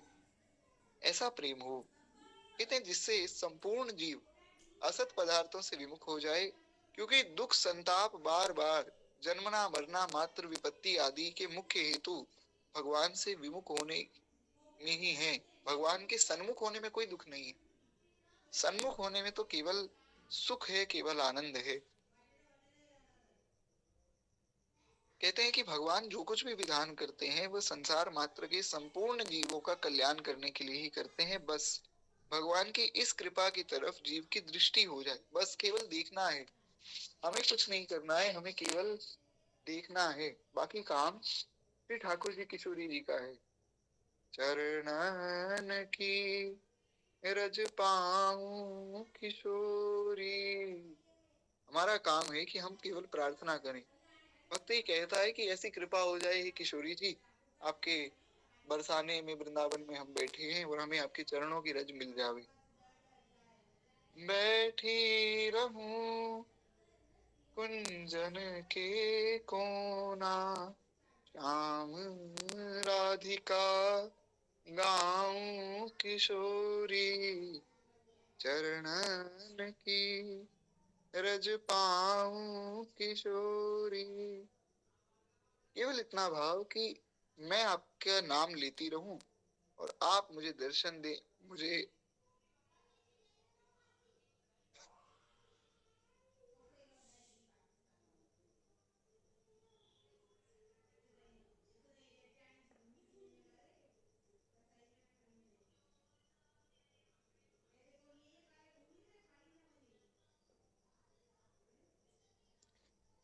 हरिशरणम। मेरी आवाज आ रही है आप लोगों को? जी खैर, मैं क्षमा प्रार्थी हूँ, थोड़ी नेटवर्क की दिक्कत है। तो हम लोग सुन रहे थे इस प्रकार से, हमें कुछ नहीं करना है, हमें तो केवल भगवान की शरण में जाना है। बाकी अपनी शरण तक लाना और अपनी शरण में फिर शरण से दूर ना होने देना, ये काम भगवान का है। हमारा काम है शरण में जाना, बस केवल इतना। नारायण। तो आगे श्री स्वामी जी महाराज निवेदन करते हैं कि इस प्रकार से भगवान जो कुछ विधान करते हैं वो जीवों के कल्याण के लिए करते हैं। हमें केवल भगवान की तरफ देखना है, और भगवान की तरफ देख लिया तो फिर बाकी क्या रह गया? जब भगवान ही दिख गए तो फिर और कुछ है ही नहीं। जीवों के हित के लिए भगवान के हृदय में एक तड़फन है। इसलिए भगवान सर्वधर्मान परित्यज्य मामेकम शरणम व्रज, ये भगवान आपको ऐसा ऑर्डर नहीं दे रहे हैं कि ये करना है। ये बात हम समझें, क्योंकि एक प्रश्न हुआ था, पूज्य श्री प्रेमानंद बाबा से पूछा था शायद किसी ने, बहुत पहले की बात है। तो उन्होंने कहा कि भगवान तो अपना भजन करवाना चाह रहे हैं, तो ये तो भगवान की से दादागिरी हो गई, मेरा भजन करो वरना तुम्हारा कल्याण नहीं होगा। ऐसा नहीं है। भगवान तो रो रहे हैं कि अरे तुम कहाँ मुझसे दूर जाकर किस संसार में माया में फंस गए हो, मेरे पास लौट आओ। जैसे एक माँ रोती है उसका बच्चा खो जाए तो हम भगवान से बिछुड़ गए हैं, इसलिए भगवान हमें पुकार रहे हैं। हमारी मूर्खता के कारण हम भगवान में दोष देखे जा रहे हैं, हम ये नहीं समझ रहे कि हमें भगवान के पास लौटना है। शाम हो गई है, हमारी माँ जो भगवान है वे रो रहे हैं। सबकी माँ भगवान ही है। तो हमें भी पहुंचना है घर, वरना हम खो जाएंगे। इसलिए तो भक्त ने गाया ना, सदगुरु मैं तेरी पतंग बाबा, मैं तेरी पतंग हवा विच उड़दी जावांगी, बाबा डोर हथों छड़ी ना मैं कटी जावांगी। भक्त कहता है, हे गुरुदेव, हम आपके हाथ की पतंग हैं, बस आप छोड़ मत देना, क्योंकि अगर ये डोर छूट गई तो प्रभु ये नाता कट जाएगा, फिर मुझे कोई लूट के ले जाएगा। इस झूठे जग दे अंदर मेरा पेचा लावीना, बाबा पेचा लावीना। जब कोई पतंग उड़ाता है तो महाराज, पतंग से आपस में लोग लड़ते हैं ना, उस कहते हैं पेच लड़ाना, कि कोई एक दूसरे की पतंग काट दे। अब ज्यादा तो दास को अभ्यास नहीं है, क्योंकि अंदर की बात बताऊं तो मुझे तो पतंग भी नहीं उड़ानी आती। बचपन से कभी ज्यादा रुझान रहा नहीं इस तरफ, या ऐसा कहें कि मैं सीख ही नहीं पाया। तो मुझे ज्यादा पता नहीं, पर जो लोग उड़ाते हैं उनको समझ होगी इस बात की। तो ये भाव रहता है कि दूसरे की पतंग हम काट दें। तो भक्त कह रहा है कि हे गुरुदेव भगवान, मैं आपकी पतंग हूँ, प्रभु मेरा पेच मत लड़ाना। क्यों? इस झूठे जग दे अंदर मेरा पेचा लामीना, बाबा पेचा लामीना। इन्हां चरणा कमला नालों मैनू दूर हटावीना, बाबा दूर हटावीना। प्रभु मुझे अपने चरणों से दूर मत करना। क्यों? क्योंकि अगर आपने इस संसार में मेरा पेच लड़ाया, और अगर मैं मेरी पतंग मतलब मैं आपके चरणों से दूर हो गया, तो हे नाथ, भक्त का भाव क्या सुंदर भाव है। जे कट गई ता सदगुरु फिर मैं लुटी जावांगी, साइया डोर हथों छड़ी ना मैं कटी जावांगी, सदगुरु मैं तेरी पतंग। ये प्रभु, अगर ये डोर कट गई ना तो फिर कोई लूट के ले जाएगा, फिर ये संसार मुझे लूट लेगा, फिर मैं पुनः आप तक नहीं पहुंच पाऊंगा कभी। इसलिए हे गुरुदेव भगवान, कुछ भी हो जाए, संसार रूठ जाए तो रूठ जाए, बस आपके चरणों से आप बिलग मत कीजिएगा, आपके चरणों से दूर मत होने दीजिएगा। ऐसी कृपा हो कि प्रभु आपके चरणों में हम सदा सर्वदा रहें। गलती हो गई, उसको आप क्षमा कीजिए, पर अपने चरणों से दूर मत कीजिएगा, क्योंकि फिर पुनः हम लौट के आ नहीं पाएंगे। अब सांझ भई नंदलाल में व्याकुल गैया तेरी, तुम ढूंढो मुझे गोपाल में खोई गैया तेरी। सुध लो मोरी नंदलाल में खोई गैया तेरी, तुम ढूंढो मुझे गोपाल में खोई गैया तेरी। बड़ा प्यारा भाव है। एक बार प्रेम से विभक्त वत्सल भगवान की जय। तो इस प्रकार से बारंबार प्रार्थना करें कि प्रभु आपके चरणों से हम दूर ना हो जाएं, बस ऐसी कृपा हो। हमारे जो बड़े गुरु भैया हैं, जिनका मैं अनेकों बार वर्णन कर चुका हूँ, दास के जीवन में कोई प्रश्न होता है तो मैं केवल उनसे ही चर्चा करता हूँ। उनका भी एक बड़ा सुंदर जो है पद है, जिसमें उन्होंने यही भाव कहा जो हम सुनते हैं ना, चरणन की रज पाऊं किशोरी। ऐसा ही उनका भी पद है, चरण कमल की आस किशोरी तोरे, चरण कमल की आस। इस पद में उन्होंने एक बड़ी प्यारी बात लिखी, करुण कौर कछु करो हाँ स्वामिनी, बेगी देहु ब्रजवास किशोरी तोरे, चरण कमल की आस। हे स्वामिनी, हे किशोरी जी, कुछ करुण कृपा कीजिए और जल्दी से हमें ब्रजवास दे दीजिए। बेगी देहु ब्रजवास किशोरी तोरे, चरण कमल की आस। केवल आपके चरणों की ही आशा है। बड़ा प्यारा पद है। अब ये पद आपको कहीं ढूंढने पे मिलेगा नहीं, क्योंकि ये उन्होंने अपने ग्रंथ में लिखा है। शायद एक गुरुदेव भगवान की आज्ञा से भी ग्रंथ लिख रहे हैं अष्टयाम के ऊपर। जब कभी पूर्ण होगा और अगर वो प्रकाशित हुआ तो मैं आप लोगों को बताऊंगा। बड़े प्यारे प्यारे पद हैं उनके। दास पर तो बड़ा उनका स्नेह है, मुझे कुछ ना कुछ पद भेजते रहते हैं, गाकर भी भेज देते हैं, लिखकर भी भेज देते हैं। तो उन्हीं में से कुछ दो चार पद मैं सुना भी देता हूँ। हमने दो तीन पद उनके सुने भी हैं, अगर आप लोगों को याद हो। हमारे सदगुरु करुणागार, हमारे सदगुरु करुणागार, सहज भाव लखी रीझत केवल, दोष ना करत विचार। वाले महापुरुषों के द्वारा प्रकट साधन है। हेतु रहित जग जुग उपकारी, तुम तुम्हार सेवक असुरारी। बड़ा सुंदर भाव। गोस्वामी जी ने कहा, हेतु रहित जग जुग उपकारी, बिना किसी हेतु के, बिना किसी स्वार्थ के सारे संसार का उपकार करने वाले कौन? तुम तुम्हार सेवक असुरारी। हे रघुनाथ जी, आप और आपके प्राण प्यारे भक्त दो ही ऐसे हैं जो हेतु रहित जग जुग उपकारी, जो बिना किसी हेतु के संसार में बैठे पावर जीवों पर कृपा करते हैं। वरना संतों का क्या स्वार्थ है? सुबह उठकर महाराज जी पूज्य श्री प्रेमानंद बाबा 2 बजे परिक्रमा मार्ग में निकलते हैं, 1-1:30 बजे, कि सबको दर्शन देते। उनका क्या स्वार्थ है सबको दर्शन देने में? पूज्य श्री गुरुदेव भगवान ने नियम बनाया है, मैंने वीडियो भी भेजी थी, कि भैया कर्ज चाहे कितना हो जावे पर गो सेवा में कमी नहीं होनी चाहिए। बहुत से लोग वहां सेवा भी करते हैं।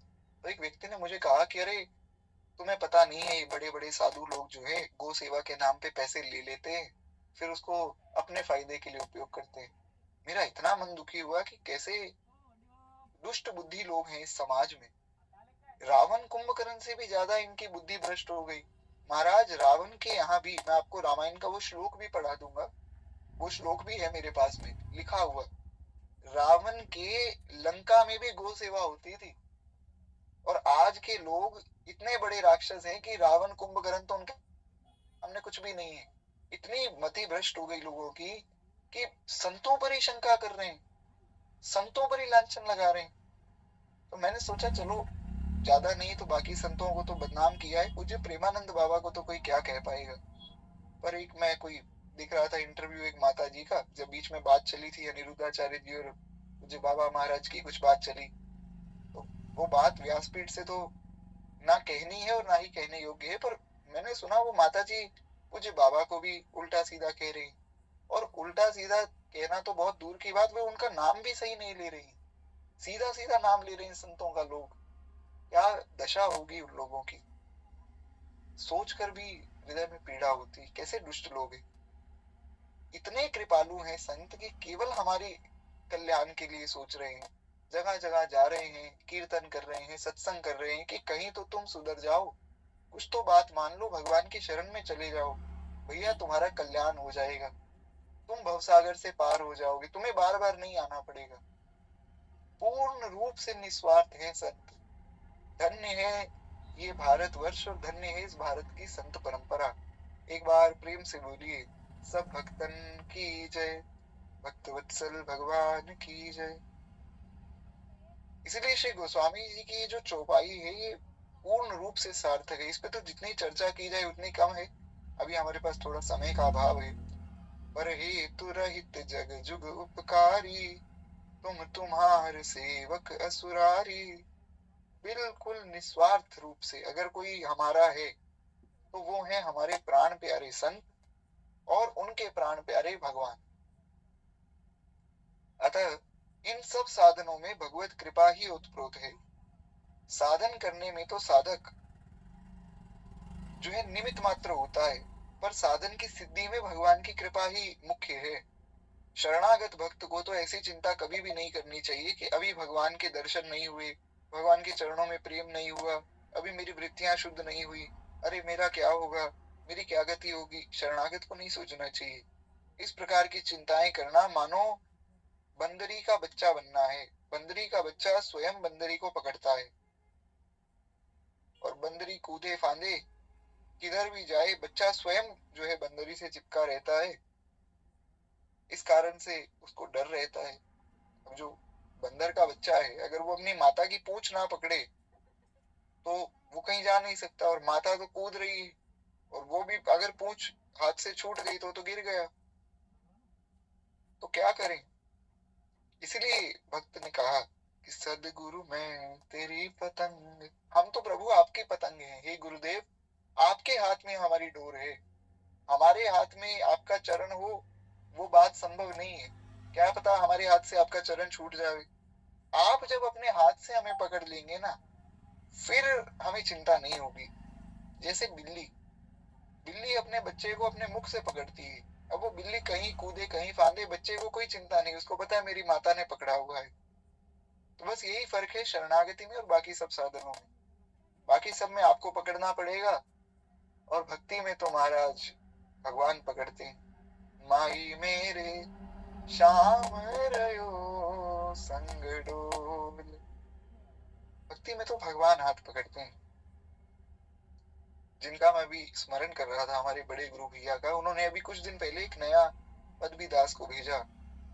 हमारी सदगुरु बाह गए, हमारी सदगुरु बाह गए।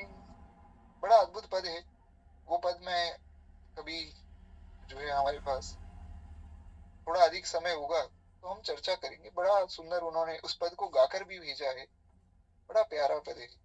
हमारी सदगुरु बाह गई, हमारे गुरुदेव ने हम पर कृपा करके हमारी बाह पकड़ ली। और जब गुरुजी ने बाह पकड़ ली तो महाराज फिर ऐसा कौन है जो अब हमारा अहित कर दे। अब अहित नहीं होने वाला है। क्यों? क्योंकि हमारी सदगुरु बाह गई, गुरुदेव ने हमारी बाजू को पकड़ लिया है। गुरुजी ने पकड़ा है, हमने नहीं। हम पकड़ते तो शायद गिर जाते, पर गुरुजी ने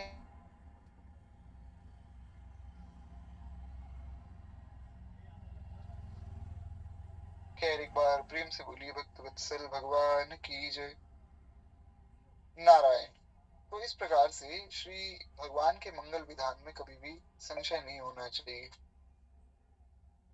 आगे श्री स्वामी जी महाराज बताते हैं कि हमें बंदरी का बच्चा नहीं बिल्ली का बच्चा बनना चाहिए, जिसकी माता स्वयं उसको पकड़कर हर जगह जाती है। भक्त तो अपनी सब चिंताएं भगवान पर ही छोड़ देता है और भगवान दर्शन दे ना दे, प्रेम करें ना करें, वृत्तियां ठीक करें या ना करें, हमें शुद्ध बनावे या ना बनावे, भगवान शुद्ध करें या ना करें कोई दिक्कत नहीं है। प्रेम हमसे भगवान ना करें, भगवान कहें जाओ मैं नहीं प्रेम करता, कोई बात नहीं, हम तो कर रहे हैं प्रभु आपसे प्रेम, और ये कोई हमारा एहसान थोड़ी भगवान पे, ये तो हमारा स्वरूप है ना। कहते हैं इससे अच्छा तो बिल्ली का बच्चा बनना चाहिए, जिसके विषय में मैंने भी आपको बताया। कहते हैं ऐसे ही शरणागत भक्त संसार की तरफ से अपने हाथ पैर समेटकर केवल भगवान के चिंतन में, नाम जप में, कथा श्रवण में निमग्न रहता है और केवल भगवान की तरफ देखता रहता है। भगवान का जो विधान है उसमें परम प्रसन्न रहता है, अपने मन की कुछ भी नहीं लगाता। जो भगवान कर रहे हैं, जो भगवान करा रहे हैं, सब मंगल ही हो रहा है, ये उसको विश्वास है। आशा करता हूँ कि मेरी आवाज जो है वो आप लोगों को क्लियर आ रही होगी। एक बार प्रेम से बोलिए भक्त वत्सल भगवान की जय। नारायण। तो इस प्रकार से कहते हैं भक्त जो काम करता है उसको भगवान का ही समझकर, भगवान की ही शक्ति मानकर और भगवान के ही लिए करता है, अपने लिए किंचन मात्र भी वो नहीं करता है। यही उसका हाथ पैर समेटना है, यानी कि संसार की तरफ से हाथ पैर समेटना मतलब जो काम किया, श्री कृष्णार्पणमस्तु, श्री रामार्पणमस्तु, श्री नारायणार्पणमस्तु, भगवान को समर्पित कर देता है। जैसे एक कुम्हार, वो पहले मिट्टी को अपने सिर पे उठा के लाता है, अब वो मिट्टी को उठा तो लाया, अब उसकी मर्जी है वो उस मिट्टी को गीला करके उसे अपनी मर्जी के अनुसार चाहे उसका मटका बना दे, चाहे सुराही बना दे, कुछ भी बना दे।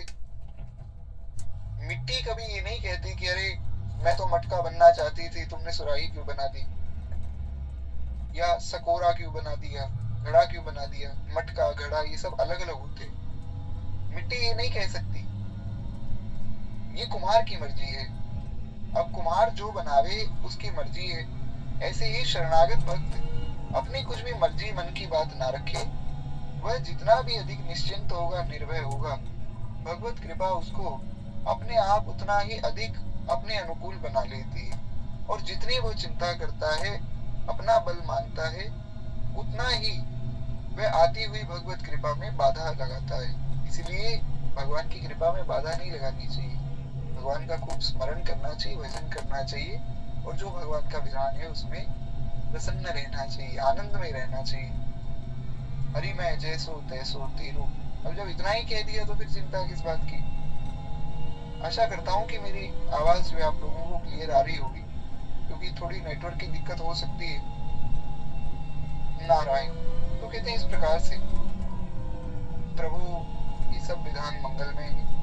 शरणागत होने पर भगवान की ओर से जो विलक्षण, विचित्र, अखंड, अटूट कृपा आती है, अपनी चिंता करने से उस कृपा में बाधा लग जाती है। कहीं ना कहीं कुछ कमी रह जाएगी अगर हम अपनी चिंता करने लग जाएंगे। जैसे एक मछुआरा जो है वो क्या करता है कि मछलियों को पकड़ने के लिए नदी में जाल डालता है, तो जाल के भीतर आने वाली सारी मछलियां पकड़ी जाती, परंतु जो मछली जाल डालने वाले मछुए के चरणों के पास आ जाती है वो नहीं पकड़ी जाती। भगवान ने माया का जाल डाल दिया, उसमें सारे फंस गए, लेकिन जो चरणों में बैठा है उस पर थोड़ी कोई जाल चलेगा। ऐसे ही भगवान की माया संसार को मोह लेती। अब वही बात यहाँ पर आई, पुनः विस्तार की आवश्यकता नहीं।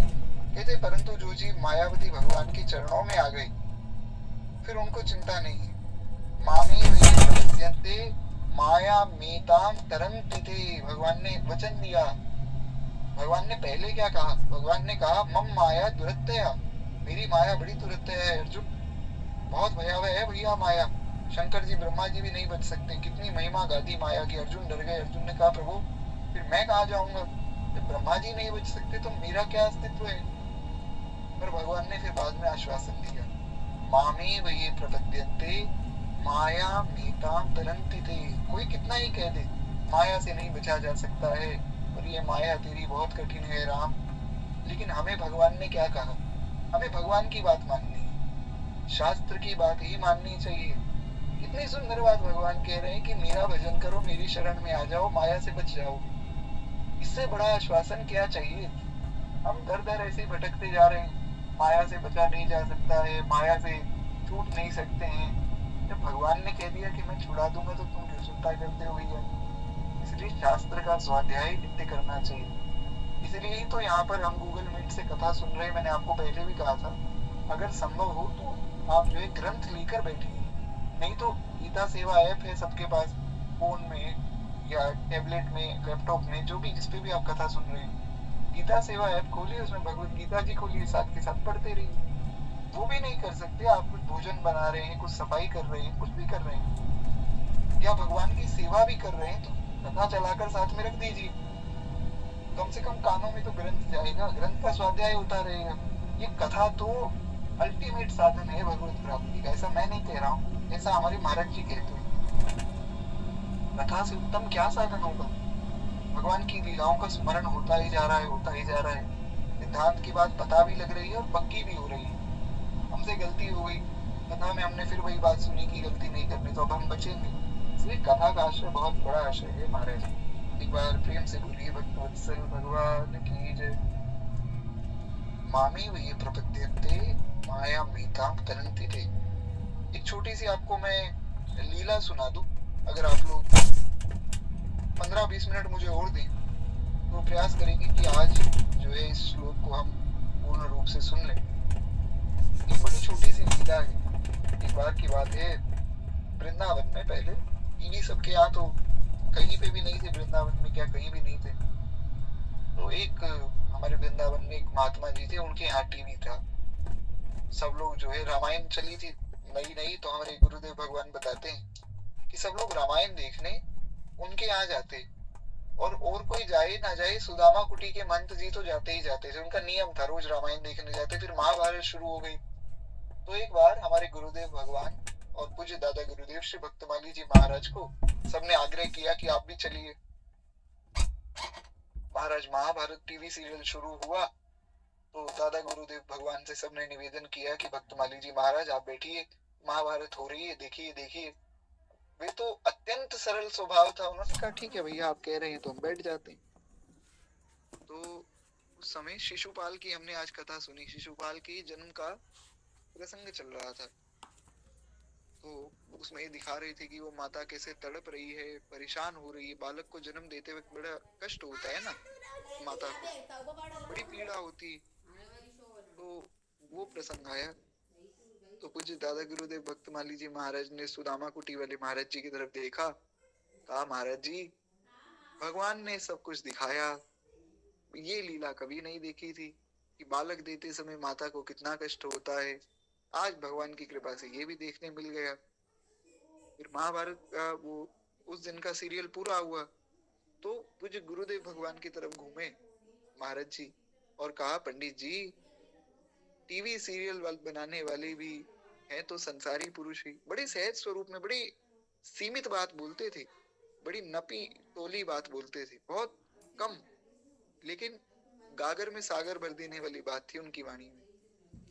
उन्होंने कहा पंडित जी टीवी सीरियल बनाने वाले हैं तो संसारी पुरुष ही, कहीं ना कहीं तो उनसे भी कुछ ना कुछ मर्यादा भंग हो ही जाती है, इसलिए ग्रंथ का स्वाध्याय करना श्रेष्ठ है। बस इतना ही कहा, उससे ज्यादा नहीं बोला। तो पूज्य गुरुदेव भगवान बताते हैं कि हमें महाराज जी की बात बड़ी प्रिय लगी। क्यों? क्योंकि ग्रंथ का स्वाध्याय करना इसलिए श्रेष्ठ है। अब गीता जी का ये प्रसंग टीवी पे चल रहा हो और बीच में महाराज कोई अपनी ही गाथा गाने लग जावे। आजकल एक मुझे नई बात पता लगी, अब कहनी तो नहीं चाहिए पर मैं आप लोगों को बता देता हूँ। आजकल क्या हो रहा है कि कुछ कथावाचक क्या करते हैं, उनके पास ना टोना टोटका होता है। तो आंखों में ऐसा काजल डाल देंगे कि जो सुनने वाला है वो मोहित हो जाता है। ऐसा भी होता है, भगवान जाने कैसे होता है, पर मैंने ऐसा सुना और बहुत प्रामाणिक व्यक्ति से सुना, ये बात सच में ऐसी होती। कई लोग आंखों में जो है कुछ ऐसी दवाई डाल लेते हैं कि आंखों से अश्रु ही बहते रहते हैं, तो मंच पे बैठते हैं, लोगों को लगता है वाह भाई वाह, वक्ता जी तो बहुत बढ़िया कथा कह रहे हैं महाराज। और माताएं भी कथा कह रही हैं, व्यासपीठ की तो बड़ी मर्यादा का उल्लंघन हो रहा है। खैर, जो कुछ कह रहा है भगवान जाने, हम किसी का विरोध नहीं कर रहे हैं, पर मैं एक बात बताना चाहता हूँ कि ऐसा भी हो रहा है। ऐसे लोगों से बचना चाहिए। ऐसे लोगों से कथा सुनने से अच्छा आप स्वयं स्वाध्याय कर लीजिए।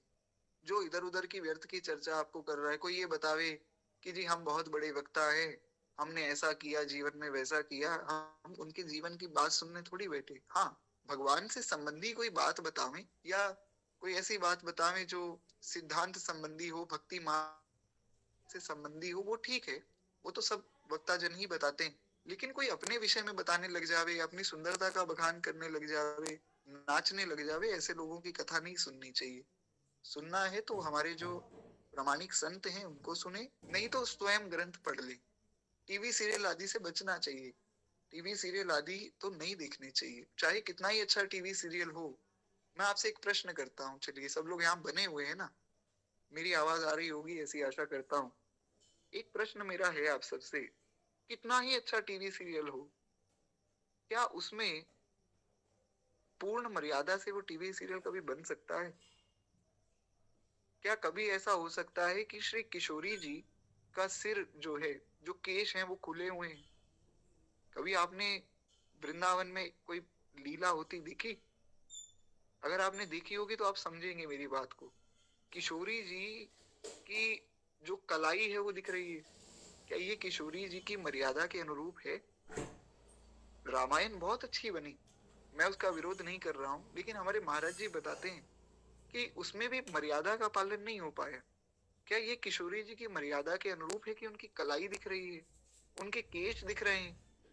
बिल्कुल भी नहीं। इसीलिए टीवी सीरियल कितना ही अच्छा हो, पर ग्रंथ का स्वाध्याय ज्यादा श्रेष्ठ है। गोस्वामी जी ने तो किशोरी जी के सौंदर्य का वर्णन ही नहीं किया, बड़ी महिमा गाई राम जी के सौंदर्य की, लेकिन महाराज किशोरी जी के सौंदर्य का वर्णन नहीं किया गोस्वामी जी ने। क्यों? गोस्वामी जी ने कहा भी मेरी माँ है, और मुझे किसने अधिकार दिया कि मैं अपनी स्वामिनी का, अपनी माता के श्रृंगार का वर्णन करूं?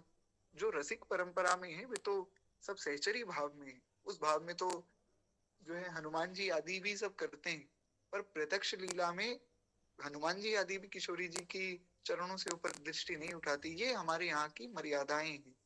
आजकल तो सब उल्टा सीधा काम हो रहा है, क्या बताया जावे, उस पे हमें चर्चा भी नहीं करनी है। हम आगे बढ़ते हैं।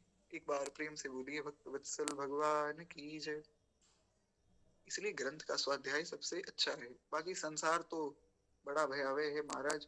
मैं भी देख रहा था एक छोटी सी बच्ची, और वो कुछ पुरुषों में दो छोटी लड़कियां और कुछ वे पुरुष बैठे थे, और वे उल्टी सीधी बातें कर रहे हैं और नशा कर रहे हैं। मैं तो बड़ा हैरान परेशान हो गया कि बताओ, ये छोटी छोटी लड़कियां भी ऐसा काम कर रही हैं। तो इसलिए ऐसी बातें ना ही चर्चा हो तो अच्छा है, बड़ा भयावह समय चल रहा है। तो ग्रंथ का और संतों का आश्रय लेना चाहिए, उनकी बताई मर्यादा में रहना चाहिए। कहते हैं इस दृष्टांत का एक अंश ग्रहण करना चाहिए, क्योंकि जो धीवर का तो मछलियों को जाल में फांसने का भाव होता है।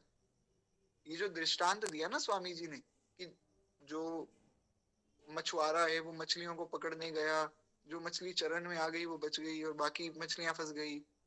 तो इसमें केवल इतना भाव ग्रहण करना है कि जो शरण में आ गई वो बच गई। दूसरा भाव मत ग्रहण कर लेना कि भगवान तो सबको फांसना चाहते हैं, क्योंकि वो तो इसी भाव से गया है कि मैं सारी मछलियों को पकड़ लूं।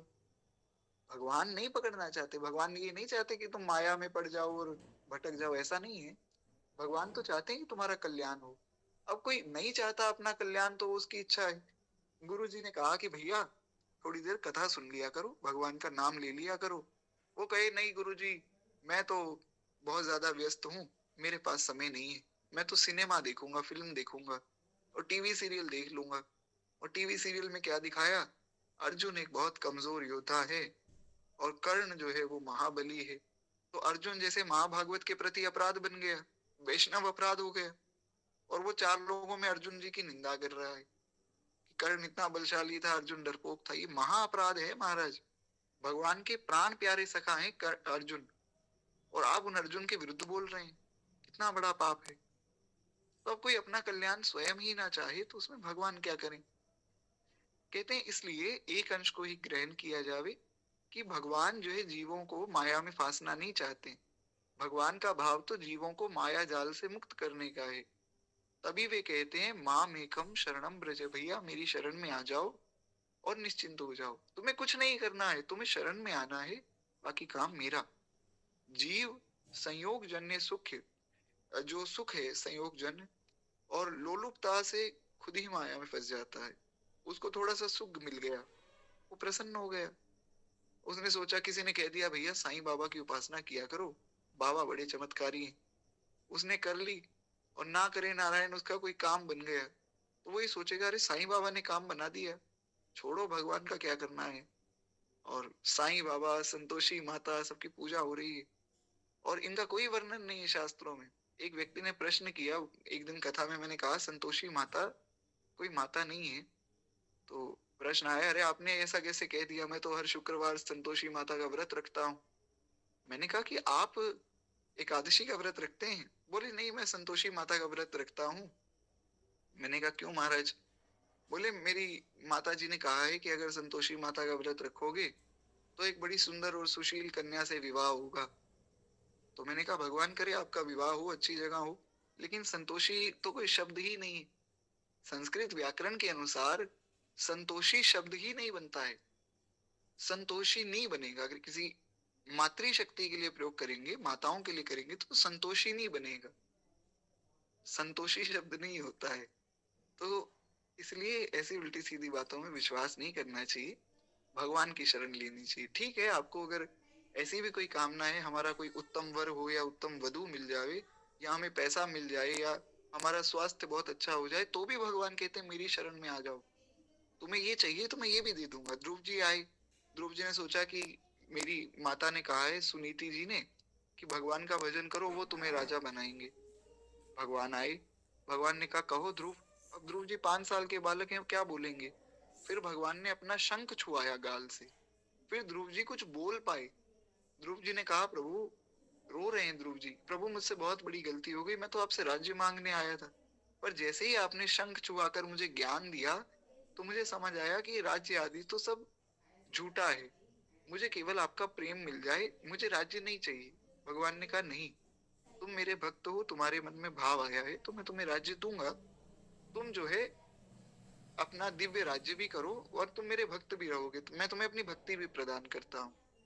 विभीषण जी को भी राज्य दे दिया। विभीषण जी ने कहा नहीं प्रभु, अब राज्य नहीं चाहिए, आपकी शरण चाहिए। बोले कोई बात नहीं, तुम्हारे मन में भाव था ना कि मैं राजा बन जाऊं, अब तुम एक कल्प तक यहाँ राज्य करो और फिर जो है पुनः मेरे पास आ जाना। प्रहलाद जी को राजा बनाया, सबको बनाया भगवान ने। तो मन का भाव भगवान अधूरा नहीं छोड़ते।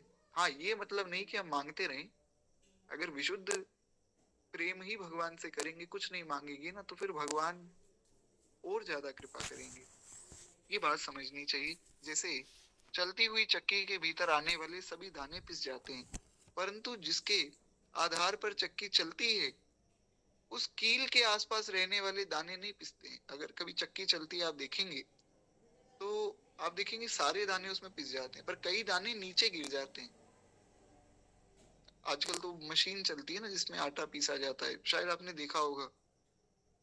गेहूं पीसा जाता है, क्षमा चाहूंगा, आटा तो बाई प्रोडक्ट है ना, तो जो मिलता है वो आटा बन जाता है। गेहूं को पीसते हैं तो कुछ दाने नीचे गिर जाते हैं, तो वो नीचे गिरे हुए दाने नहीं पिसते हैं, वो अलग हो गए। इसलिए भगवान का जो शरणागत है वो संसार से अलग हो जाता है, फिर वो माया के चक्कर में नहीं पड़ता है।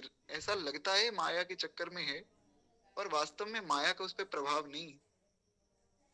इसलिए श्री कबीर दास जी ने कहा, अब मेरी आवाज क्लियर आ रही है ना आप लोगों को? एक बार प्रेम से बोलिए भक्त वत्सल भगवान की जय। कबीर दास जी महाराज कहते हैं, चलती चक्की देख कर दिया कबीरा रोए, दो पाटन में आए के, साबुत बचा न कोई। श्री कबीरदास जी महाराज।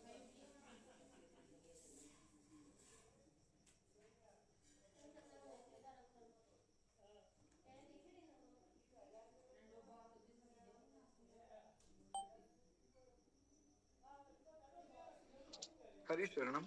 मेरी आवाज आ रही होगी ऐसी मैं आशा करता हूँ। क्षमा चाहूंगा, थोड़ी नेटवर्क की दिक्कत है, बस 10-15 मिनट मुझे और दीजिए। आज भी वैसे प्रभु कृपा से लगभग 2 घंटे की कथा हो गई। बड़ी कृपा श्री ठाकुर जी कर रहे हैं। मन तो ये करता है कि कथा खूब चले, और सुबह की कथा का आनंद थोड़ा अलग है। सुबह बहुत मन करता है मेरा कि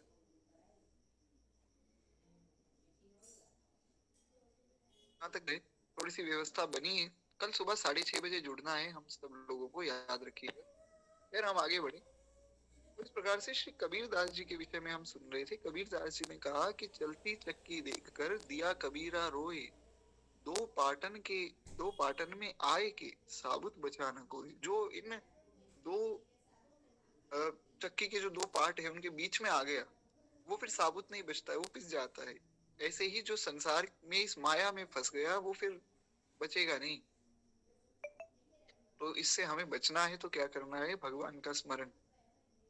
नहीं नहीं रक्षति डुक्रे करने, संप्राप्ते सन्निहिते मरणे। नहीं नहीं रक्षति डुक्रे करने। श्री आदि शंकराचार्य भगवान ने देखा एक ब्राह्मण देवता बैठ के व्याकरण के कुछ सिद्धांत याद कर रहे हैं। डुकरे करने, डुकरे करने, डुकरे करने। तो श्री आदि शंकराचार्य भगवान को दया आ गई। देखो बेचारा ब्राह्मण इतना भोला है, इसको पता ही नहीं कि मैं कर क्या रहा हूँ, अपना जीवन व्यर्थ कर रहा हूँ। तो श्री आदि शंकराचार्य भगवान ने कहा, भज गोविंदम, भज गोविंदम, गोविंदम भज मूढ़ मते, गोविंदम भज मूढ़ मते। अरे मूर्ख, गोविंद का भजन कर, उससे तेरा कल्याण होगा। ये डुकरे करने से रक्षा नहीं होगी। तो भजन करो, भजन से ही वास्तव में कल्याण होता है। कहते हैं परंतु जिसके आधार पर संसार चक्र चलता है, उन भगवान के चरणों का सहारा लेने वाले जीव जो है पिसने से बच जाते। कोई हरिजन उबरे कील माकड़ी पास, एक ये सिद्धांत है। जो भगवान के भक्त हैं वो बच जाते। अभी हमने एक भाव मैंने आपको सुनाया था, अगर आपको याद हो, एक दोहा, उसकी एक पंक्ति। हुआ क्या कि भगवान शिव बैठे तपस्या करने, और शंकर जी तो शंकर जी हैं। शंकर सहज स्वरूप संभारा, लागी समाधि अखंड अपारा। शंकर जी की तो महाराज अखंड अपार समाधि लग जाती है। शंकर जी बैठ गए तपस्या करने। माँ पार्वती मना रही हैं, शंकर जी आंख ही नहीं खोल रहे। इंद्र की गद्दी हिलने लग गई, और इंद्र ने कहा कि अगर इनका विवाह पार्वती जी से नहीं हुआ तो ये जो है ताड़कासुर मरेगा नहीं, और ये मरेगा नहीं तो हमारा स्वर्ग जो है कभी हमें मिलेगा नहीं। क्या करें? इंद्र ने बुलाया कामदेव को कि जाओ शंकर जी की तपस्या भंग कर दो। कामदेव जी इंद्र पे ही भड़क गए। कामदेव जी ने कहा कि महाराज आप हमारे राजा हो, मैं आपको तो कुछ नहीं कह सकता हूँ, पर आपकी मति मारी गई है। अरे कोई सामान्य साधु की भी तपस्या भंग करने में जो है हम परेशान हो जाते हैं, भगवान शिव की समाधि भंग कर दो, ये कैसी बात कर रहे हैं आप? आपकी बुद्धि को क्या हो गया? आप देवराज होकर ऐसी बात कर रहे हैं। इंद्रदेव ने कहा कि ये हमारी आज्ञा है। बोले आप आज्ञा देते रहो, आप मुझे दंड दे दो, पर ये आज्ञा नहीं मान सकता हूँ। मैं शंकर जी की समाधि कैसे भंग कर दूंगा? पर बहुत आग्रह किया इंद्रदेव ने तो माननी पड़ी राजा की आज्ञा। राजहट है महाराज, क्या करें? तो कामदेव ने सबको प्रणाम किया। बोले प्रणाम क्यों कर रहे हो? बोले मुझे पता है वापस तो मैं आऊंगा नहीं, मैं चला, आपकी आज्ञा मानकर चले गए इंद्रदेव। और ये मैं अपने मन से नहीं कह रहा हूँ, ये शिव पुराण आप पढ़े उसमें लिखा है, या रामचरितमानस पढ़ेंगे उसमें भी ज्यों का त्यों लिखा हुआ है, बिल्कुल सेम टू सेम। एक श्लोक भी अलग नहीं है मानस जी में। तो शिव पुराण में वर्णन आया कि कामदेव गए हैं कांपते हुए, डरते हुए कि क्या होगा, मेरा क्या होगा, मुझे कोई बचाओ। गए 5 बाण निकाले, 5 बाण है कामदेव के पास। और जब वो 5 बाण चला देते हैं, संसार काम मोहित हो जाता है। गोस्वामी जी ने लिख दिया, सारा संसार काम मोहित हो गया। फिर गोस्वामी जी डर गए। गोस्वामी जी ने कहा कि अगर सारा संसार काम मोहित हो गया तो फिर भगवान की भक्ति की महिमा क्या रह जाएगी। तो गोस्वामी जी ने बुलाया हनुमान जी को। भीड़ पड़ी है भारी है बजरंग बली। भक्त तभी तो उनको पुकारता है, संकट मोचन है ना हनुमान जी। उनको पुकारा कि प्रभु मुझसे तो गलती हो गई, अब मैं क्या करूं। पीछे मैं जा नहीं सकता। वाणी मैंने जो लिख दी वो मैं काटता नहीं, क्योंकि भगवान भगवान की प्रेरित वाणी है। तो ये भगवान ने लिखवा दी, आदि आधा दोहा तो लिखवा दिया, अब आधा दोहा आप कंप्लीट करो, क्योंकि ये मैं काट नहीं सकता हूँ और ये मैं लिख भी नहीं सकता हूँ, क्योंकि बात सच्ची नहीं। अगर सारा संसार ही काम मोहित हो जाएगा तो फिर भक्ति की क्या महिमा रह जाएगी। इसलिए श्री हनुमान जी को पुकारा। अतुलित बलधामं हेमशैलावदेहं धनुजवन कृशानुं ज्ञानिनामाग्रगण्यं सकलवन्निधानं वानराणामधीशं श्री रघुपति प्रिय भक्तं वातजातं नमामि। मनोजवं मारुततुल्यवेगं जितेन्द्रियं बुद्धिमतां वरिष्ठं वातात्मजं वानरयूथमुख्यं श्रीरामदूतं शरणं प्रपद्ये। श्रीरामदूतं शरणं प्रपद्ये। श्री हनुमान जी महाराज की जय। हनुमान जी को पुकारा है, आप तो बुद्धिमतां वरिष्ठम है और ज्ञानी नाम अग्रगण्यम है, आप कृपा कीजिए। हनुमान जी ने कहा ऐसा करो, आप इसमें जोड़ दो कि जे राखे रघुवीर ते उबरे ते ही काल में। बस वो ही बचे, सारा संसार काम मोहित हो गया, लेकिन वो ही बचे जे राखे रघुवीर। जिनको रघुवीर ने रखा हुआ था, जिनको भगवान ने जिनकी रक्षा की, वो बच गए। तो संसार पिसता जा रहा है इस चक्की में, पर रक्षक हैं हमारे ठाकुर जी। जिसकी रक्षा ठाकुर जी करते हैं वो बच जाता है। और करते किसके माध्यम से हैं? दुनिया रचने वाले को भगवान कहते हैं, संकट हरने वाले को हनुमान कहते हैं। जो भगवान के भी संकटों को हरते हैं, ऐसे श्री हनुमान जी महाराज साधु संत के तुम रखवारे, इसलिए उनका आश्रय लेना चाहिए। नारायण। तो कहते हैं इस प्रकार से भगवान के भक्त बच जाते हैं, परंतु ये दृष्टांत भी पूरा नहीं घटता, क्योंकि दाने तो स्वाभाविक ही कील के पास रह जाते हैं। मैंने आपको बताया ना कि कई दाने, जैसे जो वो गेहूं डाल रहा है, जो व्यक्ति पीस रहा है उसको, गेहूं को वो डाल रहा है, तो थोड़े दाने गिर गए या कुछ उछल के गिर गए, तो स्वाभाविक गिर गए ना। वे बचने का वैसे उनका कोई उपाय नहीं है। अगर वो दाने भी अंदर चले जाते तो वो भी जो है पिस जाते। परंतु भगवान के भक्त संसार से विमुख होकर भगवान के चरणों में जाते हैं। जहां से हमने कथा शुरू की थी, आप याद कीजिए, जहां से कथा आज की शुरू हुई वहीं हम पुनः पहुंच गए कि नंद बाबा को श्री कन्हैया कह रहे हैं कि बाबा, जो मेरी शरण में आएगा मैं उसकी रक्षा करूंगा। यही बात माँ यशोदा को कही श्री ठाकुर जी ने, जब दीपदान करने कार्तिक मास में श्री यशोदा जी गई हैं। नमामीश्वरम सच्चिदानंद रूपम असत्कुंडरम गोकुले व्रजमानम। दामोदर अष्टकम का खूब गान कर रही हैं श्री यशोदा मैया, और भगवान जो है दूर कहीं बैठे किनारे पे यमुना जी के घाट पे, तो बाकी सब दीपदान कर रहे हैं। भगवान कह रहे हैं मैं क्या दीपदान करूंगा। सबके दीपदान को स्वीकार करके ठाकुर जी बैठे सबके दीप एकत्रित कर रहे हैं। मैया पहुंची, मैया ने कहा कि लाला ये क्या कर रहा है। तो लाल जी ने कहा कि मैया जो जो दीप मेरे पास आ रहे हैं मैं उन सबको एकत्रित कर रहा हूँ। मैया हंसने लगी। मैया ने कहा लाला कितने दीप हैं, यमुना जी इतनी बड़ी हैं, कितने दीपों को एकत्रित करेगा। भगवान ने कहा मैया जो दीप मेरे पास चल के आ रहे हैं मैं उनको एकत्रित कर रहा हूँ, जो मुझसे दूर जा रहे हैं मैं उनको, उनसे मेरा कोई मतलब नहीं है। जो मेरे पास आ रहे हैं मैं उनको एकत्रित कर रहा हूँ। तो जो शरण में जाएगा उसका कल्याण होगा, शरण में जाना पड़ेगा, इतना करना पड़ेगा, बाकी काम भगवान का है। परंतु भगवान का भक्त संसार से विमुख होकर प्रभु के चरणों का आश्रय लेता है, अपने आप नहीं गिरता है। वो शरण में तो जाना पड़ेगा। अब शरण में जाए कैसे, एक प्रश्न ये भी होता है ना, किसी को पता ही नहीं भगवान की शरण में जाना चाहिए। एक मुझसे भी किसी ने एक बार ये बात कही, बोले इतने बड़े बड़े श्लोक जो है अपने मन से बना बना के बोल रहे हो, हमें क्या पता श्लोक असली है नकली। तो मैं तो बड़ा खुश हो गया, मैंने कहा आपको मैं इतना बड़ा ज्ञानी लग रहा हूँ कि मैं श्लोक भी बना सकता हूँ। बड़ी अच्छी बात कही आपने।